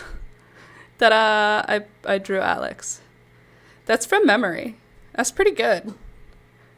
Like, from memory, that looks just like him. In real life, doesn't look anything like him. From memory, just like him. Another thing, don't you shush me. Another thing that I drew was an iris. Wonderful, thanks, Melissa. I did an iris for us to paint at some time. And then I did my favorite tree and the house that is the one in front of it. That was my favorite tree. And that's what the house behind it looked like. Meetin'? Meetin'. Then I also tried to practice doing trees, and I can barely even see my own lines to see if I did a good job, but I felt like I was doing a good job while I drew them. I feel like I can barely tell now if they are trees. But I swear, when I was doing it, I was like, those are good trees. I also drew a log, a hollow tree, I guess. See, it's hollow. And there's bark off of it. And inside of the hollow tree, there's going to be a toad back there. That's the plan anyway. So there's my hollow tree. And I think that's it. Is that it? Did I do anything else? Nope, that's it. It does. Thanks, Candace. I think that's it. Cool. So, but anyway, I added a new painting and I'm excited by it. I feel like I don't know how to watercolor yet perfectly, and that's okay. But I feel like I got somewhere with some of the paint stuff here. Like, look at the nose. I know it doesn't look just like him, but look at what I did with the nose. Do you see I made decisions with blue. He's got blue on his forehead in order to make those shadows look the way they look. And then his nose is made up of like red and brown and blue. But like from far away, it's like a nose. I don't know. I felt pretty cool about it. Again, I got lots to learn. Your favorite tree always makes me think of the group of 7. Me too. That's because that's what it looks like. Do love that tree. You want to paint it with me? What time is it? It's 11 o'clock. Can we paint today? I don't really want to crochet right now. I'm not really in the mood to crochet. Would you guys be down to paint? I can get my other angle out so you can watch. Yeah, it looks good. I want to learn how to do that sort of thing so badly. Right? Me too. I just have to practice. I also found it helped if I closed one eye. I don't know what it was, but it's like I could see how to do the 3D better. That's what it felt like. When I closed one eye, I could imagine the shape being in 3D and what the line needs to look like to make the 3D shape make sense. Whereas with two eyes open, I don't know why, but I just can't do that. Weird. I just got really, really hungry all at once. I think I'm going to go fill my coffee cup and maybe take a really big bite of my strawberry shortcake.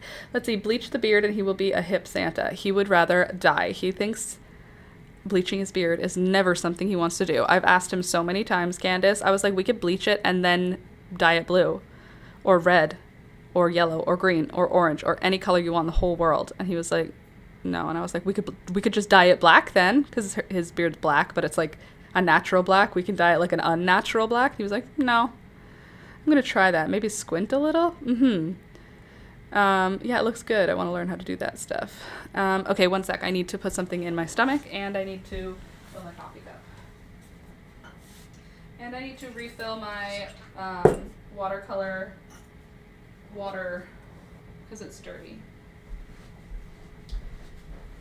Oh, it is love.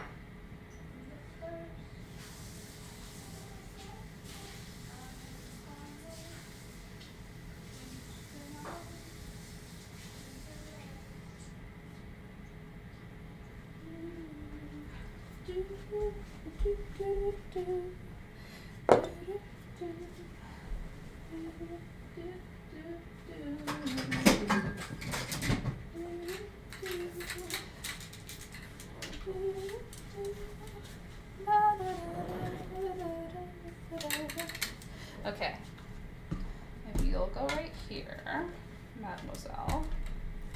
Then we can turn this all the way over here, like this, and then like that, and then like that. Right? Right, that should do it. Okay, let me grab a bite of strawberry shortcake, refill my water. Bada boom, bada bang.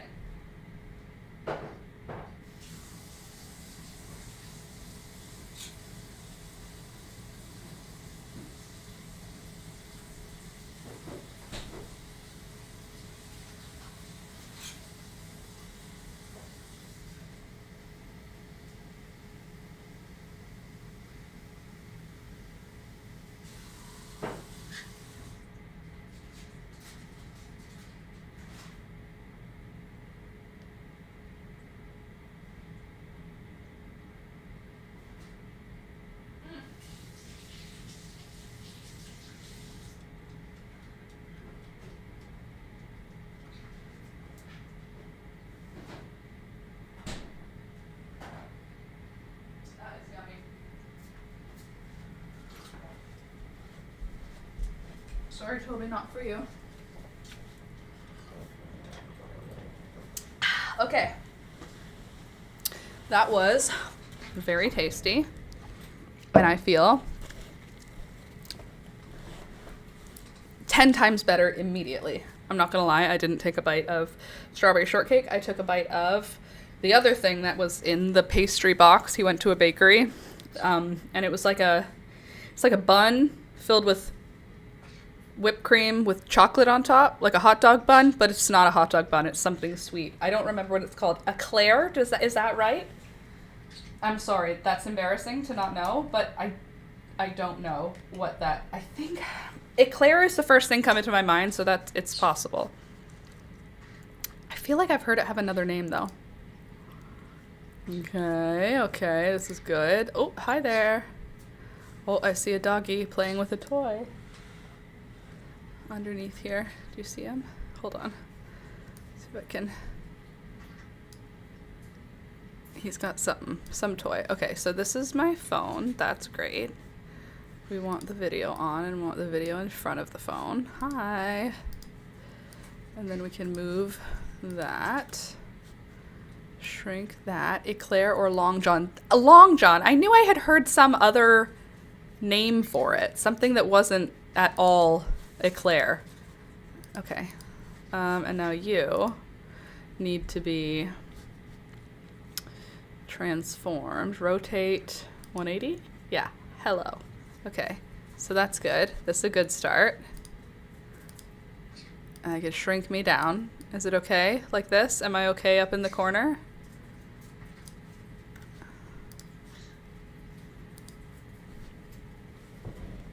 Let me just adjust myself for the best way here. Best way to paint, best way to hang out. Let's see how that looks.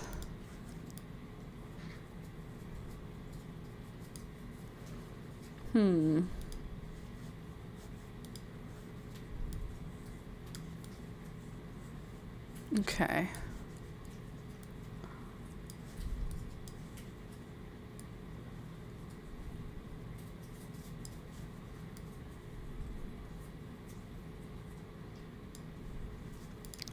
You know what might even be better, honestly, is if I'm on the other side. No, not that. This. Like if I'm here, then my painting can be here. Or I'm here.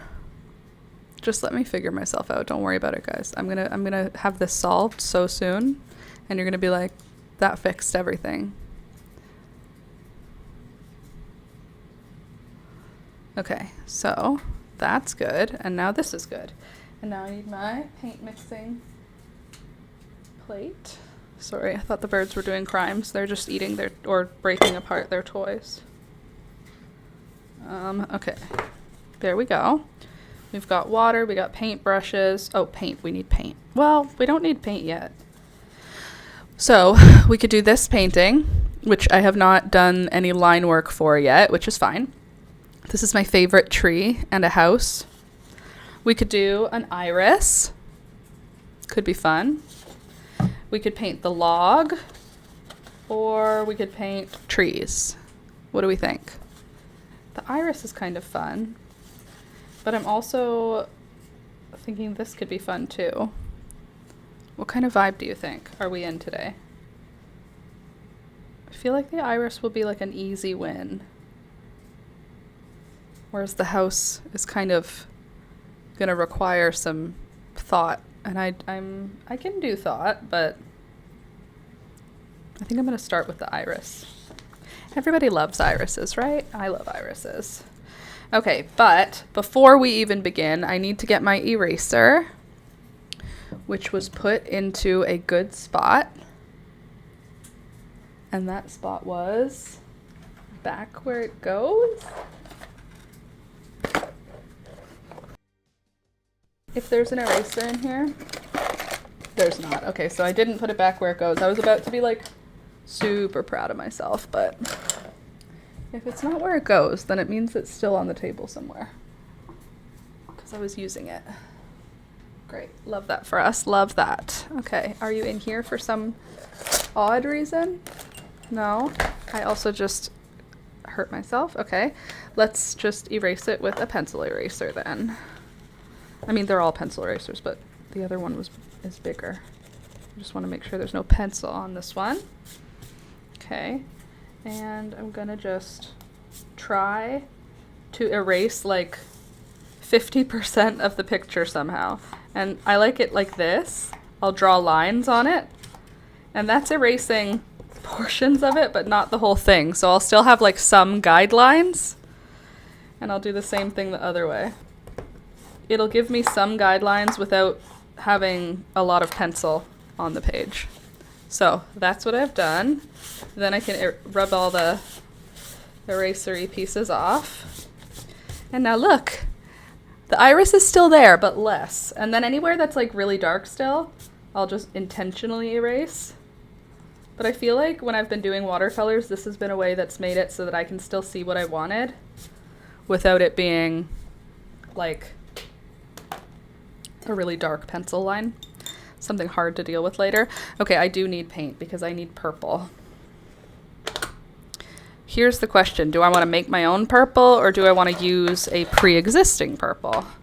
Because both are available to me. I can go like, I have my pans that are all, if I can get these for where you guys can see them.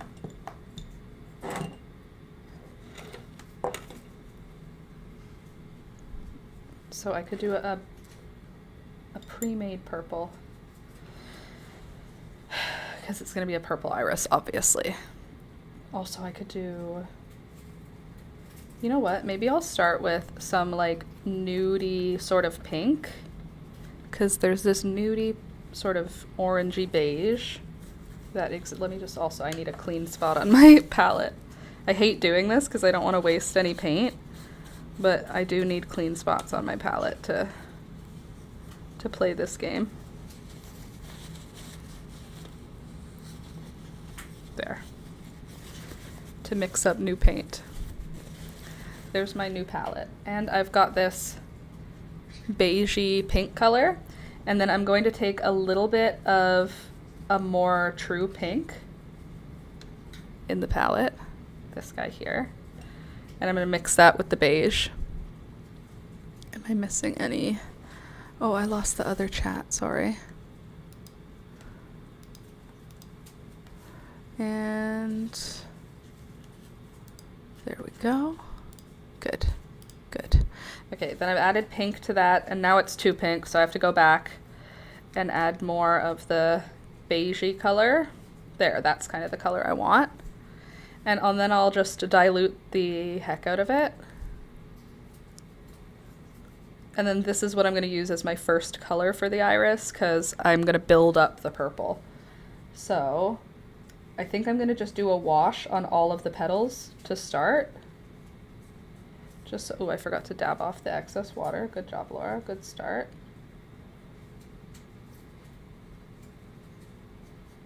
Just so I can like see the petals better and just know where everything's supposed to go.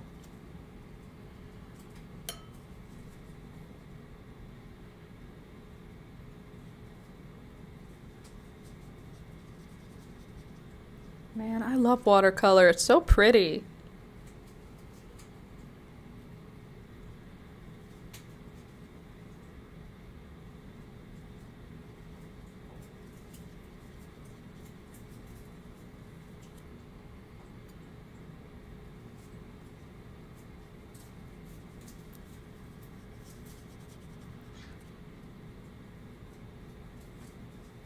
Okay, so these are the light petals. And then for this middle petal in the back, because it's already darker, like I know it's darker to begin with, I'm going to just add a little bit more of the pink. And I'm not going to dilute it quite so much this time. So I'm not adding any additional water. And that should just give me a little bit of a different color, enough that it'll be kind of clear that it's the shadow.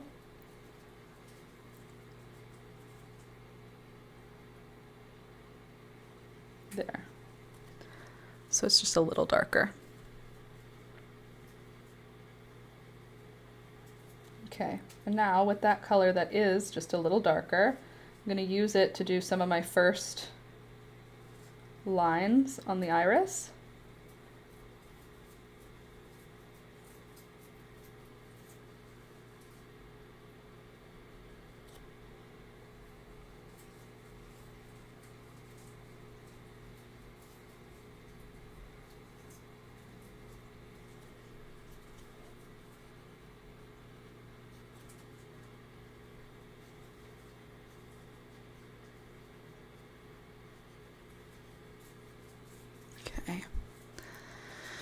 Cool. That makes me feel good. So now I'm going to take a break from the pink. No, I'm not. I'm going to first do this guy down here, which is a future bloom. And I'm going to just, that's not very organized, and that's fine. I don't need it to be organized. Now I'm going to be doing a green. And I think I want to mix up my own green, but I'll do it with some green as well. So I've got like a green to start, and then I'm going to get like a navy blue, not my ultramarine, but a navy blue, and I'm going to mix that in. And I just have blue already on my palette here, so I'm just going to mix all those together. And I feel like that looks good, but I think I also need to have like a light green for contrast. So how am I going to do that? I'm going to start by doing a light yellowy green as an outline, then a quick wash of the light yellowy green inside, then straight to that blue. That's what I'm gonna do. So to do that, I'm gonna get a light, I think this is called sap green, the color I'm taking from my palette. And I'm gonna put that on this other side where this yellowy area is. And then I'm gonna add, what am I gonna add? A little bit of my brownie green, like murky. See, it's like browner, but still bright. And you can see totally contrasty to that. So now with this, I'm gonna make it nice and translucent or transparent by adding lots of water. And then I'm gonna just outline these iris petals, or iris leaves rather. I'm not being too worried or particular because this is not really going to be something you see. It's just the outline, and I'll do the stem the same sort of way, except the stem is not quite so thick, so I'm not outlining, I'm actually just going to fill in.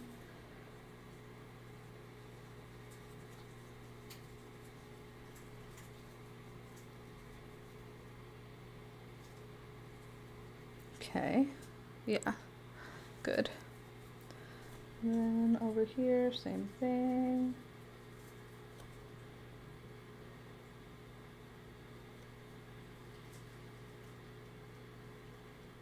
And I want to outline it in this color first because I want when I add the next color for it to not bleed past this point.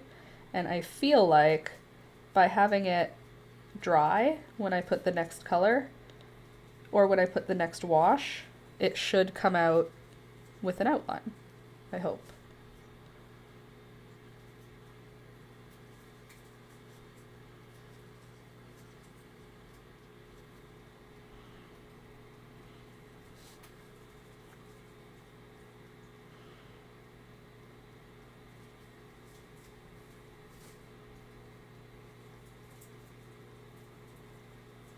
Okay, so here are my iris leaves along with one iris stem. I'm gonna put another one down here, I think.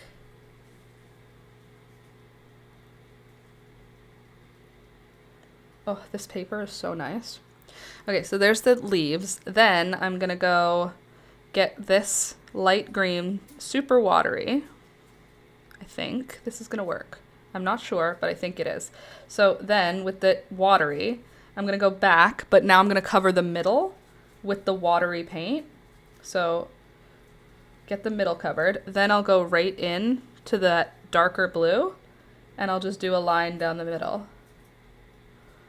And then if I'm correct about how I think paint works, the dark green will push the light green out, but it won't go past where we did our outline. So it should look like a bright outline on a dark leaf, I think. That's what I'm hoping it's gonna look like. We'll see, I guess. So we're gonna fill the inner bit, and I'll get the dark one and go down.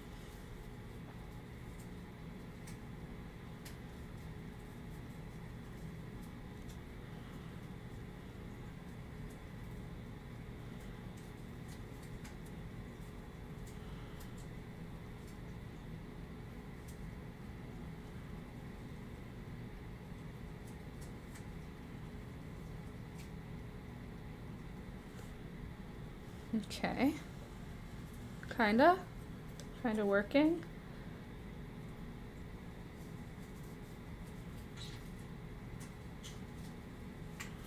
Okay.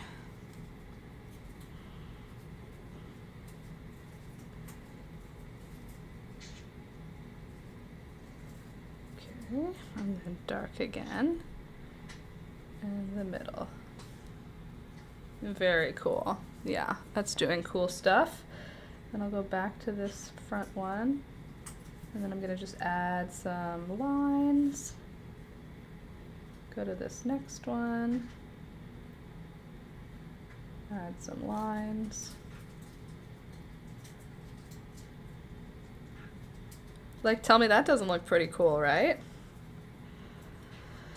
Then I'll go into this next one here.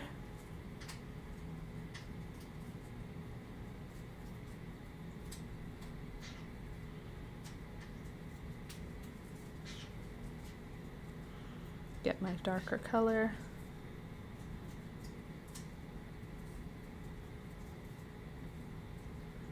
And I go all the way to the bottom. I have started hundreds of seeds this morning. I think that was a good choice that you made. That is what you should do this morning. I am starting hundreds of seeds on Wednesday. So come on Wednesday, come one, come all, hear ye, hear ye. I am going to be starting 21 varieties of flowers, but the number of seeds is going to be much higher than that. What did you start today? I did, for my next seed start, it's mostly zinnias and cosmos, I think. I don't remember what else we put in it. You'll have to come back Wednesday to find out. I'll have all the stuff ready. We'll just start planting them. Okay, so there's the start of the green. So now I'm going to leave the green to dry, and I'm going to go back to the pink. Unfortunately, my green and pink have merged, so I'm going to use that as a serendipitous moment and create the color for the bottom of the petals, where green and pink are likely to meet.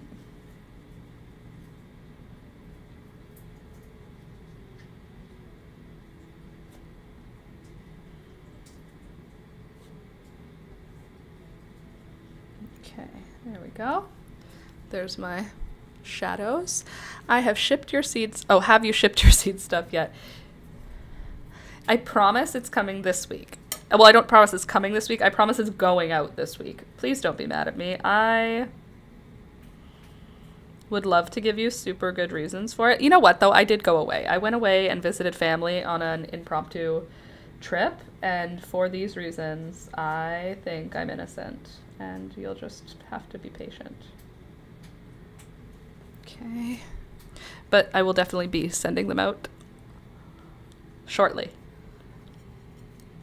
Surely I will be sending them out shortly.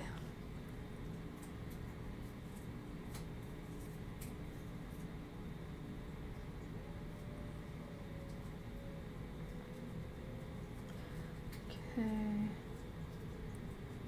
I'm doing the lightest parts first, so you know how irises have that like yellow, well, not all of them are yellow, I guess, but like the yellow bearded zone. That's what this is the beard. It's okay, I wasn't here for the last few streams. Oh, okay. I wasn't here for Friday's stream because I was away. Ooh, that's starting to look cool. Okay, and then now it's time to make our iris have shadow. And since we're doing purple, we might as well make the shadow blue. It just makes sense, you know? So I'm just gonna have like a loose dark blue. And I'm gonna use that everywhere that's supposed to be dark. Actually, let's make it a little bit more and loose. And then I'll dab off my excess. And I'm just going to color in the back petal pretty much entirely. But I will leave the yellow part we did at the bottom untouched, because that's gonna be like out of the light for us there. And then this petal will have shadow because it's like behind the front petal. Same thing with this one. Shadow here. And then I think these ones, I think that's pretty much it for like the dark shadow. But then we have shadows from it being super ruffled. And we can draw those as just like lines going in. Like this is what I'm gonna do.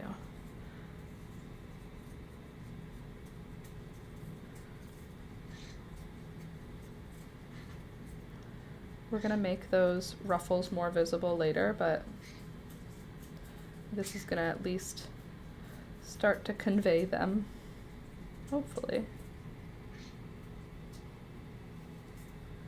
Okay.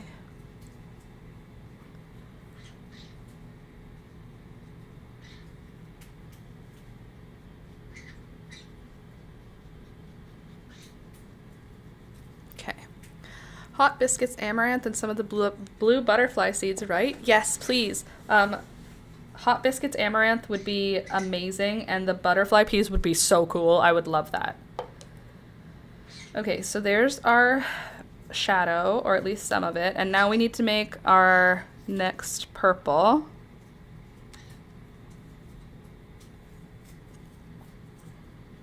Which will be kind of light.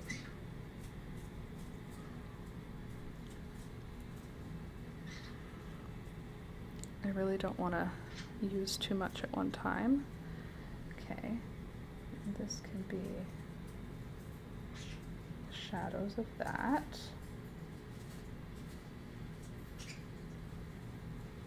Okay, there's the baby flower. And then I think, how does an iris look? Is it all one color? No, not really, right? But I feel like the outside would be this bright color.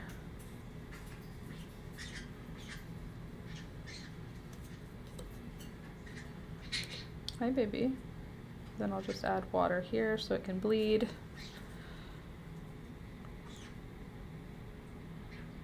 Same thing here.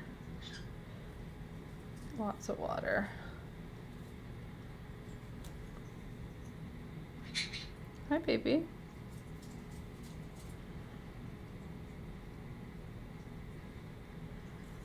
Okay. That's fun.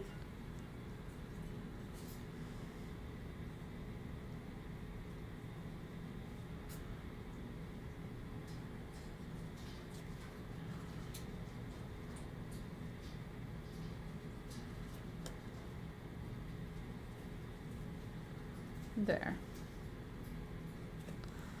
All right, getting somewhere. Isn't that fun? Painting's fun. Okay. Now I need to figure out how to convey that these are ruffly without drawing an outline, because the outline will kind of make it look too much like a cartoon. That's not what I'm aiming for, but I do still need more purple. So I am going to mix up a little more. This time I'm adding another color. Don't you shush me. Added another purple into it to make it a little darker. Don't you shush me. Don't say shush. Don't you say shush.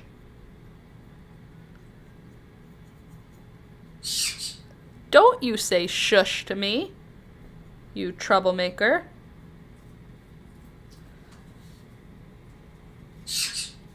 Shush. Shush.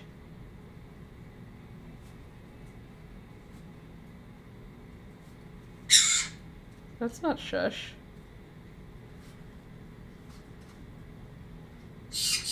Good girl. Shush. Yeah, shush.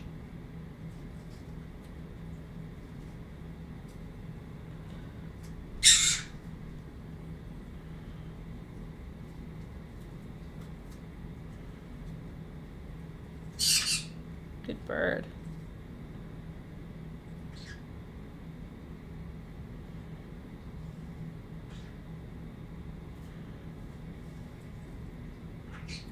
Hi.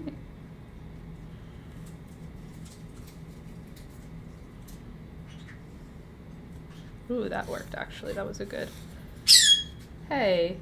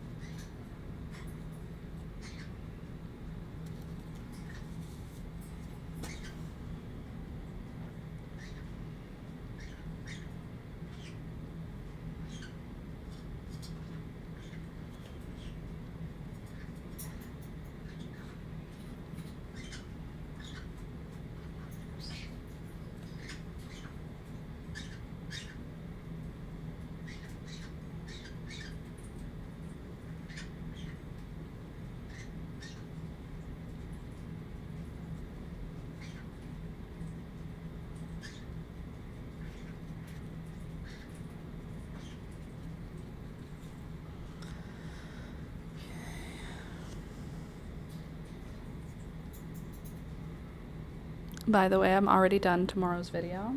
So if you were like, Laura, you haven't put a video out in a while, guess what? I know. But also, there's a new one coming out. So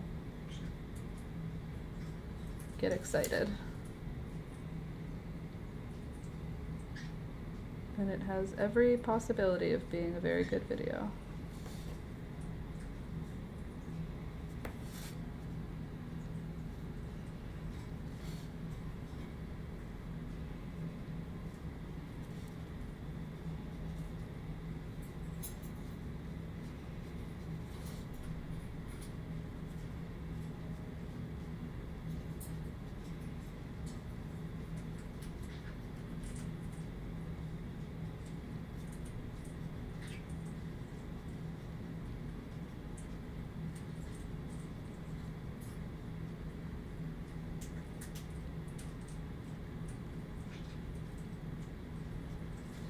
Okay. I mean, if you ask me, that looks like an iris.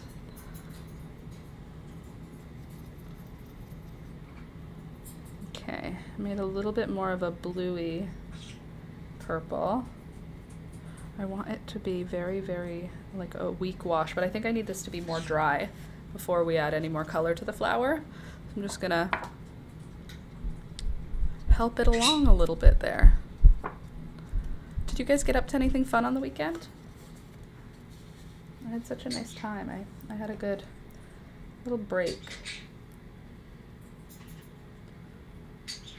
Don't you tell me to come here. No. No. Okay, so that'll be our little... No, don't tell me what to do, Beelzebub. No. Okay, so that's going to be the top of the flower there. And now let's figure out what we'll do in the background of this. It's just one iris, so maybe we just do like a green background? Or do we do nothing as the background? I don't know. What do you think? Don't tell me to shush, Beelzebub. We could do like a browny green. Or a yellowy green. You know me, I love my yellowy greens. Yellowy and browny green. Then everybody wins. Okay, there's yellow mixed with green, a little bit murkier than I might want, but still nice. Don't tell me what to do. You're not the boss of me.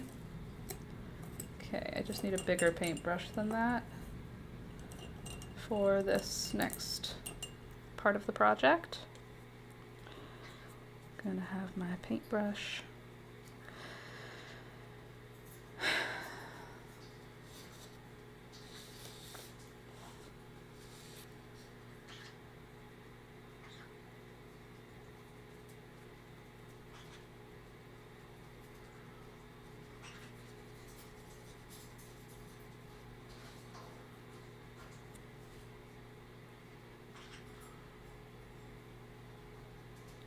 Sorry, this is an important part. I have to pay attention.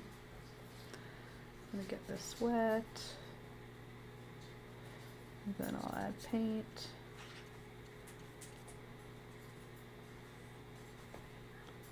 Alright.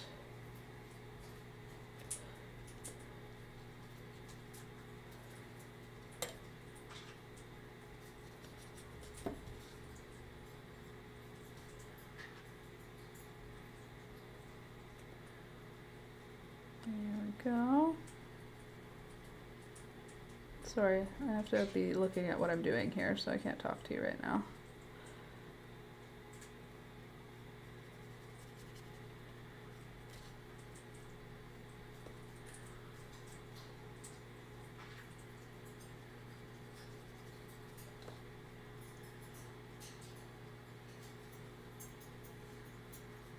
Okay. Looking cool.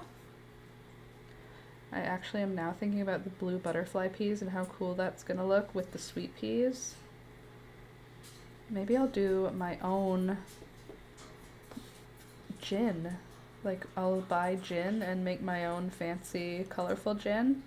I guess I could do that with not gin. The only thing I'm thinking is that I know that there's a gin that uses blue butterfly peas to color it. It's like purpley. And if you add anything acidic, it turns pink. It's very pretty.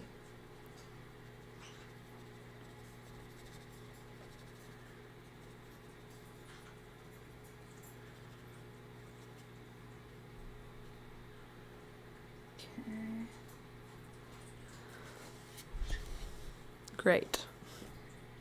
So far, so good. I'm not an expert with watercolors, so if you're like, why are you painting it in a bad way? You should be painting it in a good way. That's the reason. I don't understand yet. I don't understand what I'm doing. I see what I'm doing, but I don't understand. So by the end of 2026, I will. There's this Instagram, well, I don't think she's just an Instagram artist. There's this artist who is on Instagram, and she is like an older lady who does watercolor, and she does insects, like almost exclusively. Her Instagram is like really detailed watercolor pictures of insects, and they're so beautifully done, and they're so detailed. Like it's art, but it's also like science. And she had like a thing where she was like, I'm going to give you the key to becoming, to like, you don't need any of those courses to teach you how to become a better watercolor painter. There's all these like available courses where you can pay an influencer to teach you how to do watercolor. And I'm going to tell you right now how to learn to do watercolor in one easy step: paint. And I was like, thank you. Just keep painting. Just paint every day. And I was like, that's what I'm doing. I'll figure it out by learning, as opposed to by having someone literally teach me. I'll figure it out by myself. And it spoke to me. She's a very good artist, though. Beautiful work. Okay, I've got a little background going now, which is nice. We love a picture that has a background, and I love bright yellowy green. And then we can just do a nice soft blue for the sky. Because, don't know if you knew this, skies are blue. I see skies that are blue because there are blue skies. Okay, and after I get half of the sky done, I'll go in with a gray mixed with my blue. Oh, okay, well, that's mostly blue. Let's try again with the gray. So that at the horizon line, it's not so bright blue. And then I'll just have it kind of overlap with my horizon. Don't tell me what to do, Beelzebub. There. And now we've got a background and a foreground, although this background is kind of giving yellow like a straw field, and it definitely would not be a straw field, so I think we need to incorporate more sap green, because it can't be arguably yellow. It has to be obviously green, even if it's like a light color green. So I'm gonna go in and just start doing some little doobity-doos with sap green, just to create some kind of... Don't tell me shush! Beelzebub. Yelling it at me like that. So rude.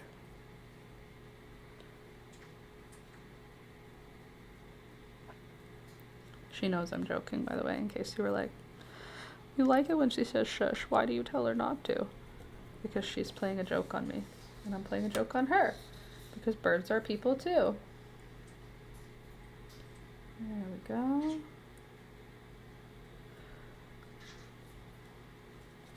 I think I'm going to say that when people are like, so are you guys sure you're not going to have kids? Do you know that every single time I go anywhere where I haven't seen someone in a little while, every time, so you're sure you're not going to have kids, huh? I don't know why it's any of your business, but oh yeah, we're sure. Now I'm gonna just say, oh, we have parrots. Oh, we have kids. We have parrots. Oh, we can't have kids. Our parrots would hurt them. Oh, children are too dangerous to have around parrots, so I don't think it would be wise for me to have children. Oh yeah, parrots bite. It would be dangerous for my parrots to have children around. Something like that. Okay, I'm gonna get a little bit of a darker green, mix her in, and just give her some lines.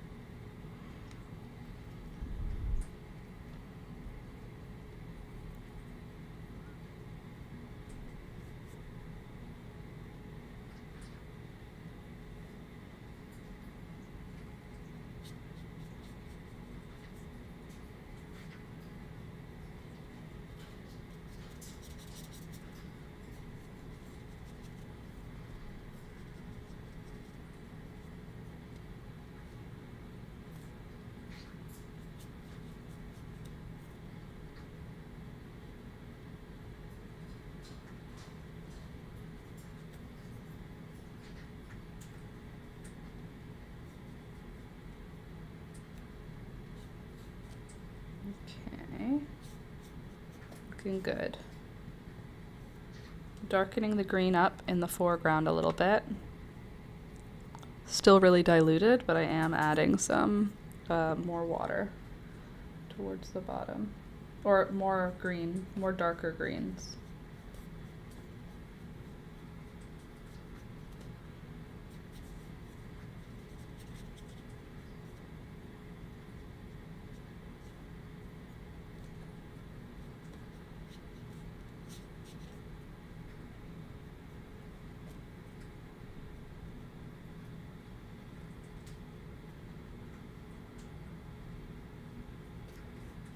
Okay, that's something. Something for the background anyway, that doesn't make it super like a hayfield. But what I think would probably also help us make it look less like a hayfield would be to go in with a more detailed brush and make this look like a meadow by adding like stuff into it, like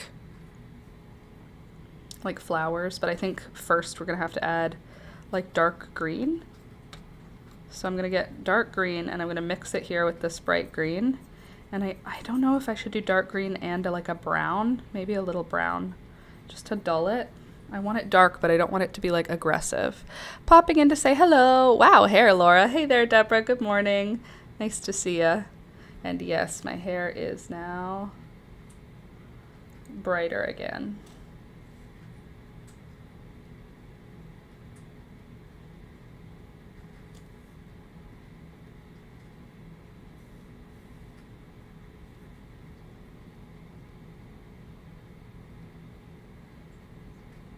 Oops, that's not what I meant to do, but now we have to go with it.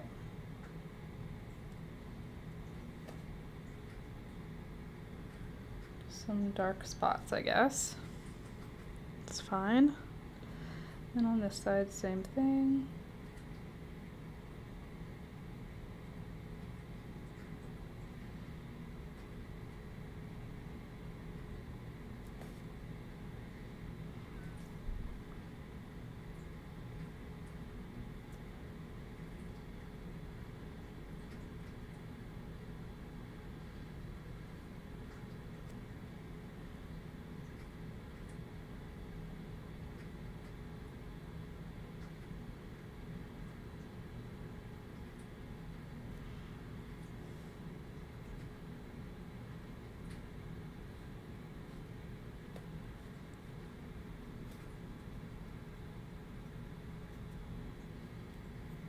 Okay.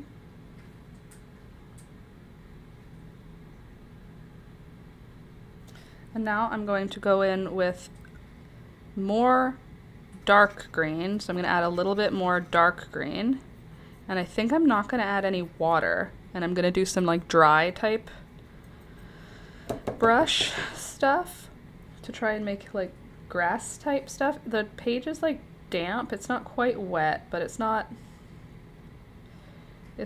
dry, obviously. You can see the paint still wants to spread, which is good because that's what I'm wanting for it. Make it look really nice and flowy. I just got so hungry.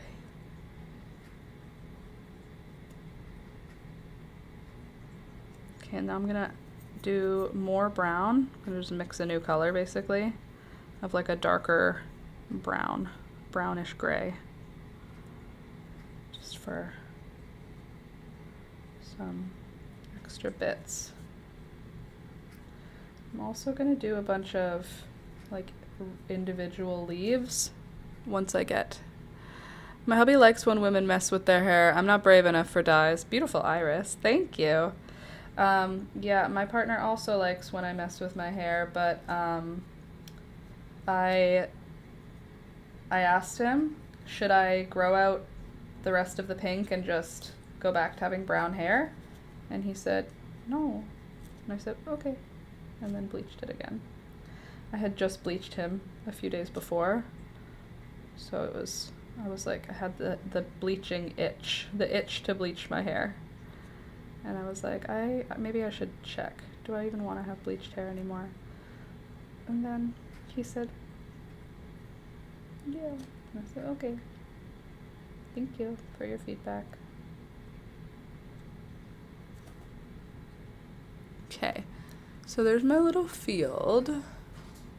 Now I want to do individual leaves, but I think I have to wait for the grassy area to be a little bit more dry. So we have to go back to the iris, which we were working with purple. You're such a good bird. You're so cute, Beelzebub.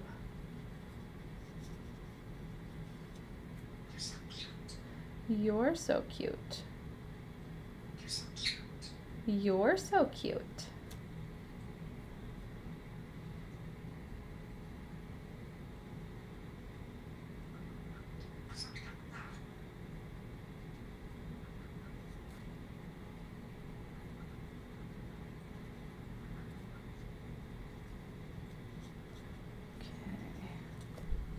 What does my iris need? That's another question. What does it need now?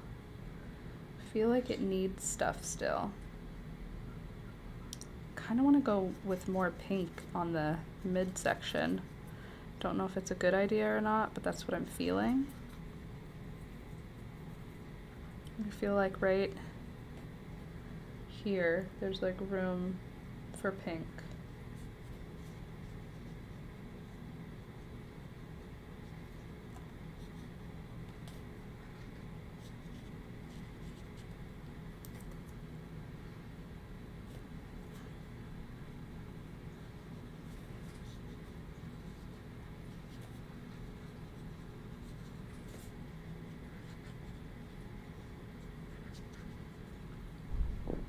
Yeah, that looks better. Or at least it looks more like what my head wants it to look like. I also think I need it to get darker. Like I need the edges to be more crisp and more, ooh, this is a really nice purple. Grapey. Okay, like if I want that to be involved, how do I get it involved without making this whole thing go sideways? I don't know. I feel like I can't have almost any water, maybe?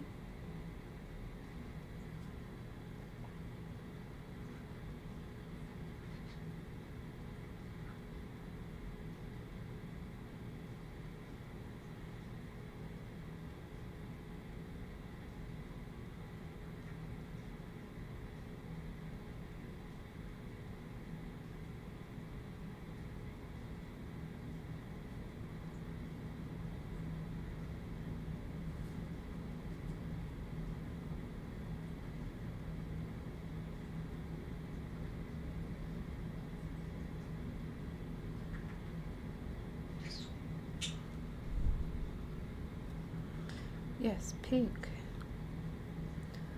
You're so cute. You're so cute, Beelzebub. You're so cute. You're so cute. You're so cute. You're so cute. You're so cute. No, you're so cute. You're so cute. You're so cute, pretty bird. You're so cute. You're so cute. You're so cute. You're so cute. You're so cute. No, you're so cute.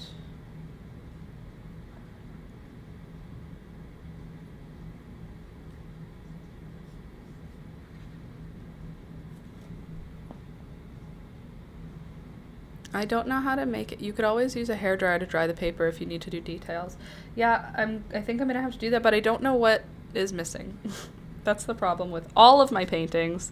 I don't know what's wrong with it. I just can tell you there's something wrong with it. But what? That's the part I don't know. Get some of this dark stuff here. Move her in. Get that stem to come back into the foreground.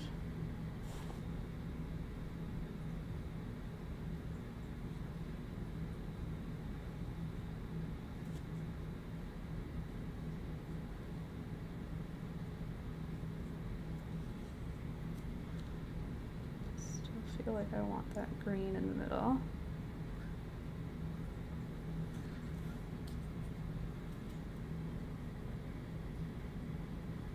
And I still feel like that yellow is too yellow in the background.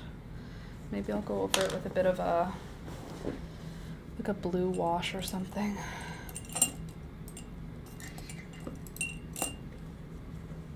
Blue or gray. I think blue probably, honestly. I'll get my little bit of, ooh, blue and purple. Okay, you guys look nice together. Don't mind if I do. Okay, I'm gonna take a very loose, is that gonna be dry enough yet? I don't even know, 1 sec. That part should be fine. Okay, and I don't have a larger brush here. Good, okay, confirmed. Gotta make sure first. I'm so scared that it's gonna be like not enough water or too much water, so I just want it to be the perfect amount.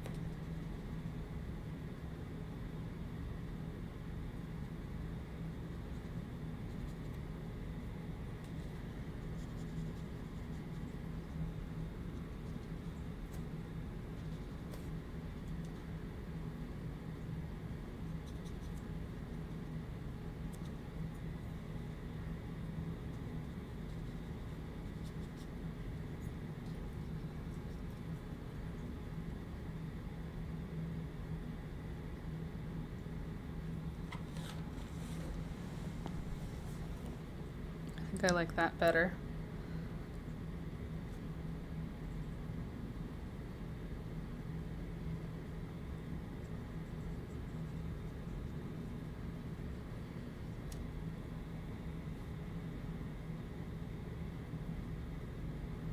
I should have left some room to, or some like space in terms of where the color is to add more flowers, but I did not do that already. So I don't know how what flowers we're gonna add. Ooh, hey beautiful people. Hey there, good morning. I'm painting an iris. It's going okay. It's been better, but I think that we are at least sort of getting somewhere. I don't know what's missing and I don't know what's wrong with it. So if you are looking at this and you're going, oh, I can tell what's wrong with it, it's just you haven't done the blah da blah da blah, then that would be helpful. I'm happy for you to tell me that. If you're just gonna say, well, that's an ugly iris, that's not helpful. But if you know what I'm doing wrong, come. Whoa, look at that vibrant pink hair. Oh yes, she's been dyed back. She's back in her whole form. Her full form has returned.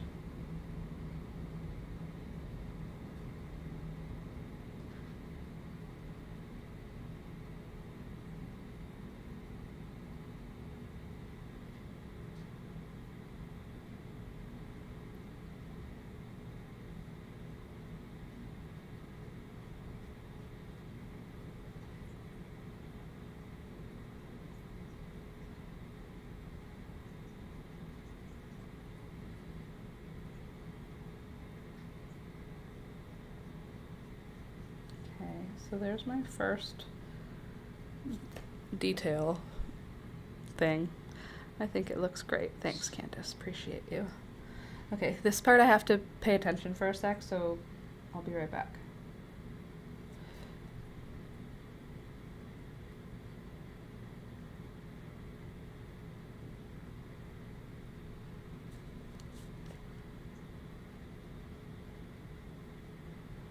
Come on.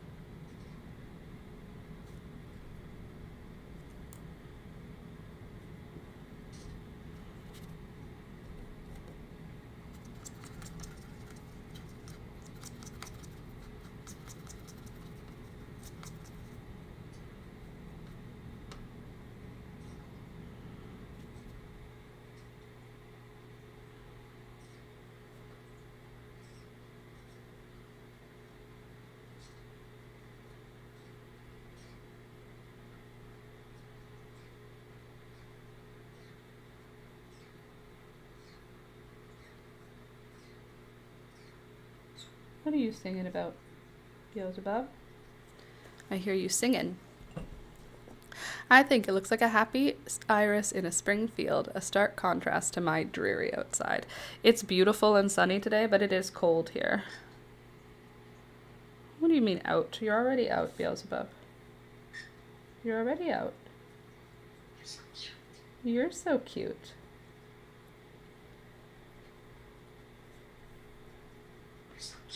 Aw, no, you're so cute. Aw, no, you're so cute. My phone is dying. It can't handle it. Can't handle all this cool watercolor fun we're having. You're so cute. Aw, no, you're so cute, Beelzebub. You're so cute. Aw, you're so cute. Good bird.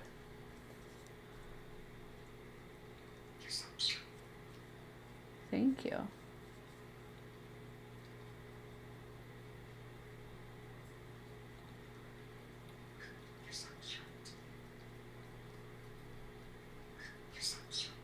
You're so cute.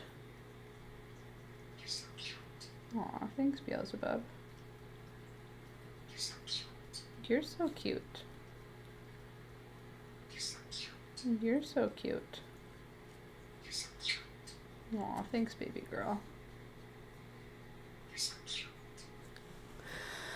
Candace, I used to work at a department store that had all those grow your own gift kits with bulbs. After the holidays, we got to take them home because they would grow out of the box seeking light. That's cool. One small benefit for working there. I will be your wage slave. Please give me some plants.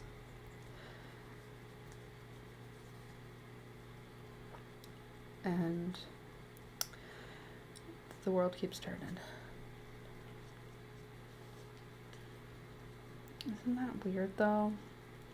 That living in a department or working in a department store is like not enough for you to pay your bills. How does that How does that work? If you have a full-time 40-hour-a-week job, you should be able to live a comfortable life. Don't you think? Whatever that job is. Are you working at McDonald's? Yes. Are you working for 40 hours a week? Yes. Then you can afford a house. Are you a cleaning lady? Yes. Are you working 40 hours a week? Yes. Then you can afford a house. Are you a...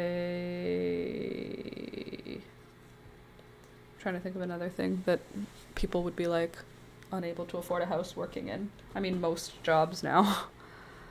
No house for you. And we have them in the wild. Hold on. In the wild, out on some empty wooded land we own, but I don't think I've ever planted one on purpose. Sorry, what's that? Irises are hard. What's the right English way to say it? Iris. You mean they're difficult to draw or grow? Irises are hard to draw, agreed. To grow, I have no idea. My mom grows them. I have only ever grown them if I've lived somewhere that they've grown. I've never had to do anything. They're a perennial here that just lives its best life.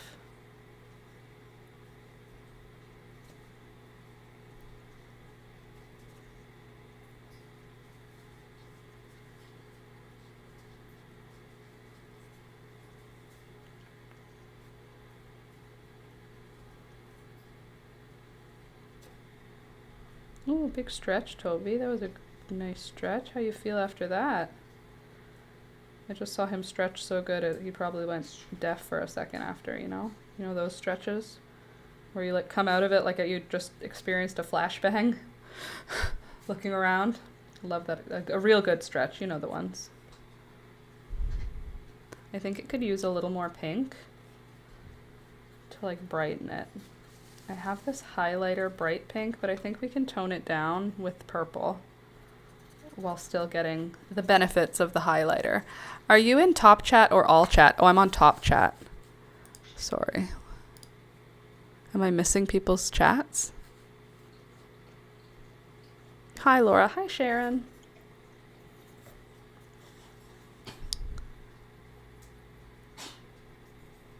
Okay.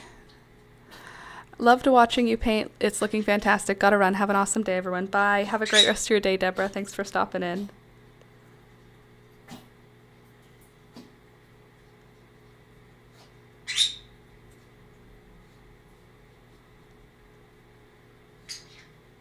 I don't wanna. I'm doing stuff.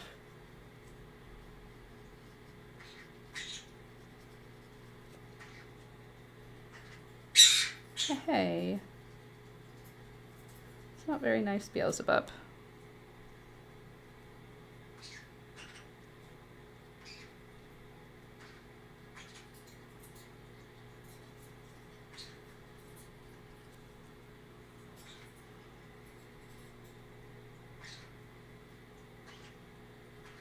I feel like there's something missing. Like maybe it needs blue for some shadows. Like I feel like I didn't do the shadows in an alternate color. I just did them in darker shades of purple. I think we could do to have like a blue shadow happening. Beelzebub, why are you so shrieky this morning? What's going on with you, girlfriend? Is there something I can help you with?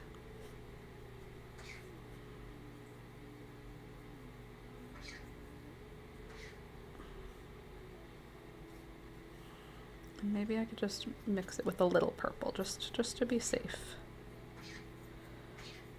There, that's a nice blue. No, it was just a funny order you read the comments back. It meant the correct plural for painting irises, or irises. Irises. Oh, I don't know the plural for irises. Is it apostrophe S, or is it S apostrophe? Or is it just S, iris? You're so cute. No, you're so cute. Aw, thanks, Beelzebub. You're so cute. Aw, you're so cute. You're so cute.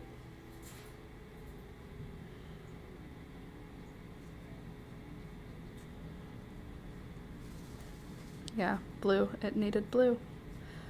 Sometimes we all just need a little blue, you know?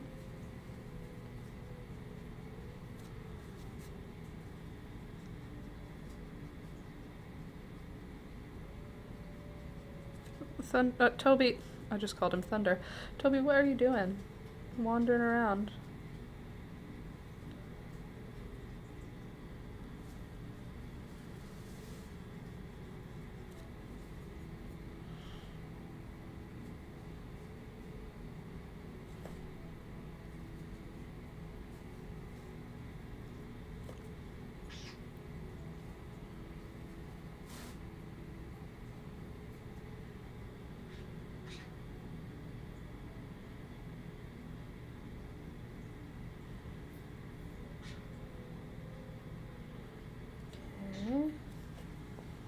Yeah, I think the blue is important. It helped. English not my first language, so that's always hard. Totally. Even if English is your first language, the way English pluralizes stuff, it is not intuitive. But it's because English is made up of so many other languages' words. So the way we pluralize stuff has no basis in reality because we're not following one set of linguistic rules. Like moose and moose are not, that's the plural and the singular, moose and moose, sheep and sheep, but dog and dogs, goose and geese, it's because some of those are Germanic language words, so they pluralize according to the French rules or according to the German rules or according to the Slavic rules or whatever. And then other words like moose, that didn't exist in other places because there weren't moose in other places, so it's pluralized according to the indigenous language, that sort of stuff.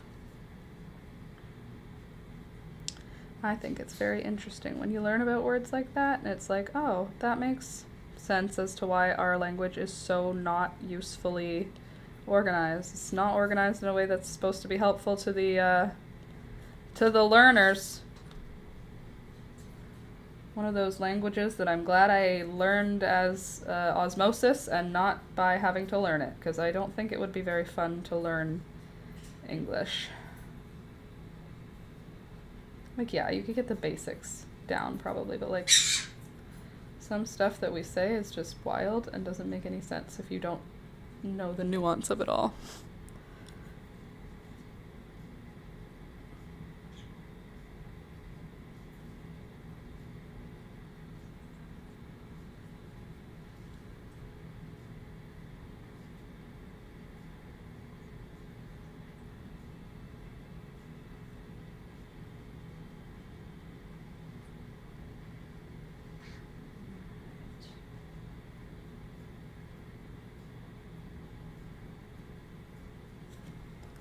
That's looking good, right?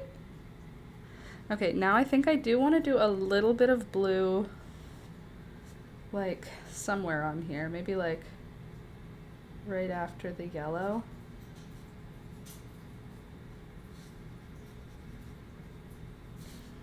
Don't worry, we're gonna figure out how to make it look a little bit more blendy than that. Ooh, that doesn't even look bad though without the blend, but I do want to do a little blending. Do a little blending, give a little blending, and always let your water be your guide.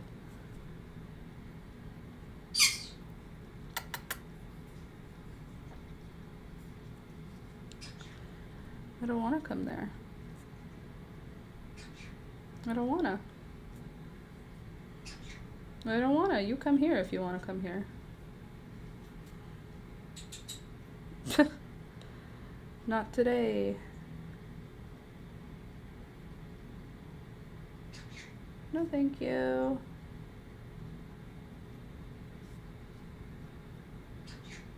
No, thanks. A group of pelicans. A squadron. I was on a tour in Florida and kept thinking it was a type of pelican, not a group. Oh, look, a squadron of pelicans.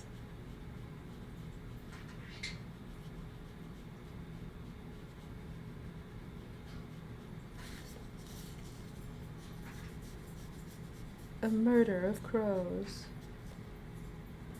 A legislation of owls? It's something silly like that. It might not be a legislation, but it's something like that.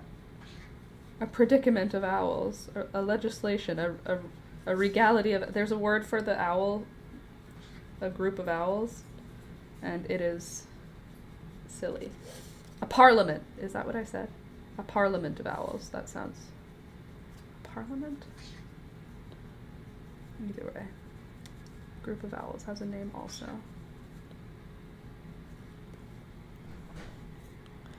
Okay, now I'm going to take a break from the iris again, and I'm going to go back to the background. That's really turning out so lovely. I really like it. Thanks, Candace. I didn't know it was gonna, so I'm glad that it is. But let's go back into the field for a bit and just add some more, like, plant life.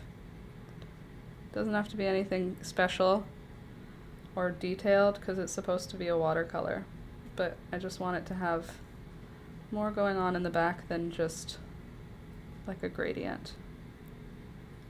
I do wish we had left a little bit more white space because I think we would have been in the right direction to include some white flowers in this field. But unfortunately, I didn't think of that at the time. And now we're here. And we still do need to fix up the front leaves here because they are kind of drowned out with the background.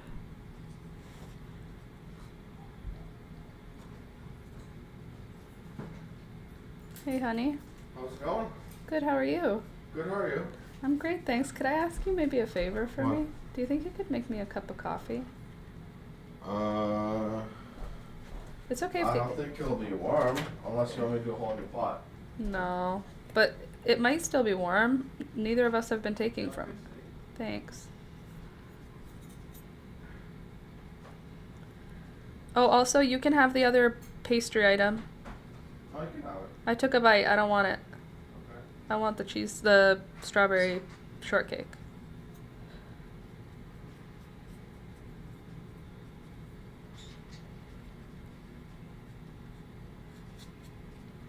Okay. Now I'm gonna mix up a nice green for our leaves. And I'll just make that a nice color and do that. Laura's phone has 20% remaining. Dun dun dun dun.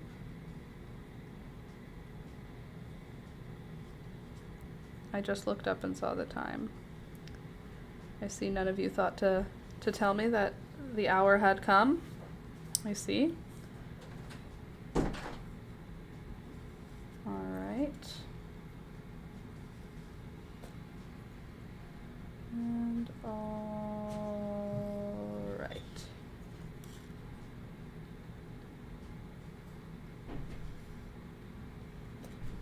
Cool. Toby, shush. There we go.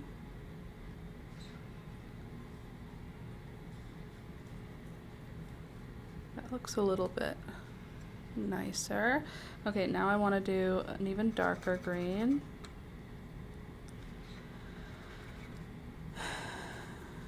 This time less watered down. Get rid of most of the water.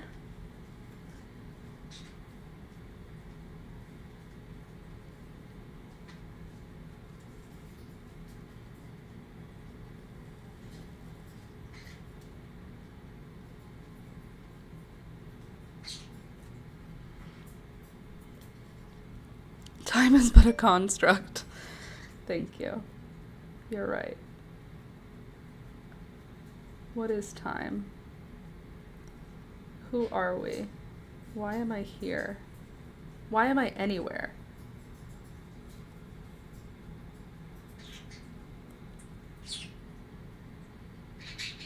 Hi, baby. No, thank you. No, thank you. No, thank you. No, thank you. No, thank you.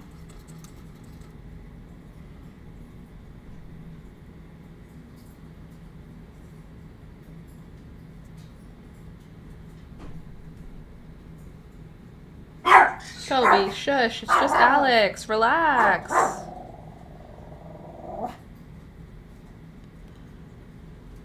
He goes to check mail, and that's all it takes. And he freaks.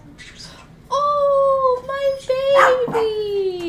You brought me my baby! Thank you for watching my baby while I was away. Oh, my daughter. This is my daughter, guys. I know I've said that she's my niece, but it's actually my daughter. I was lying. Look, I painted an iris. I was watching. I missed you, Bob. Hi, baby, I'm home. Hi, I'm home. I missed you too. Hi, I missed you. I missed you. You smell like fruit. Yeah, she had For a strawberries. smoothie. Hi. We were just at Elizabeth, did you miss me? Mummy Song Club. Look, look, look. Did you miss me? Elizabeth, I'm home. Hey, I know you're at my house, but look, I'm home. Did you miss me? Did you miss me? I missed you. She's like, there's birds. There's a lot to look at here. When I went to their house last time, she hugged me for like 20 minutes. Yeah, it was a long one. You smell so yummy. She didn't even look at me. She just hugged me. Hi, bub. Aw. Oh, okay. Well, isn't this the cutest? Yeah. I missed you too. I missed you too. Hi. Bless you.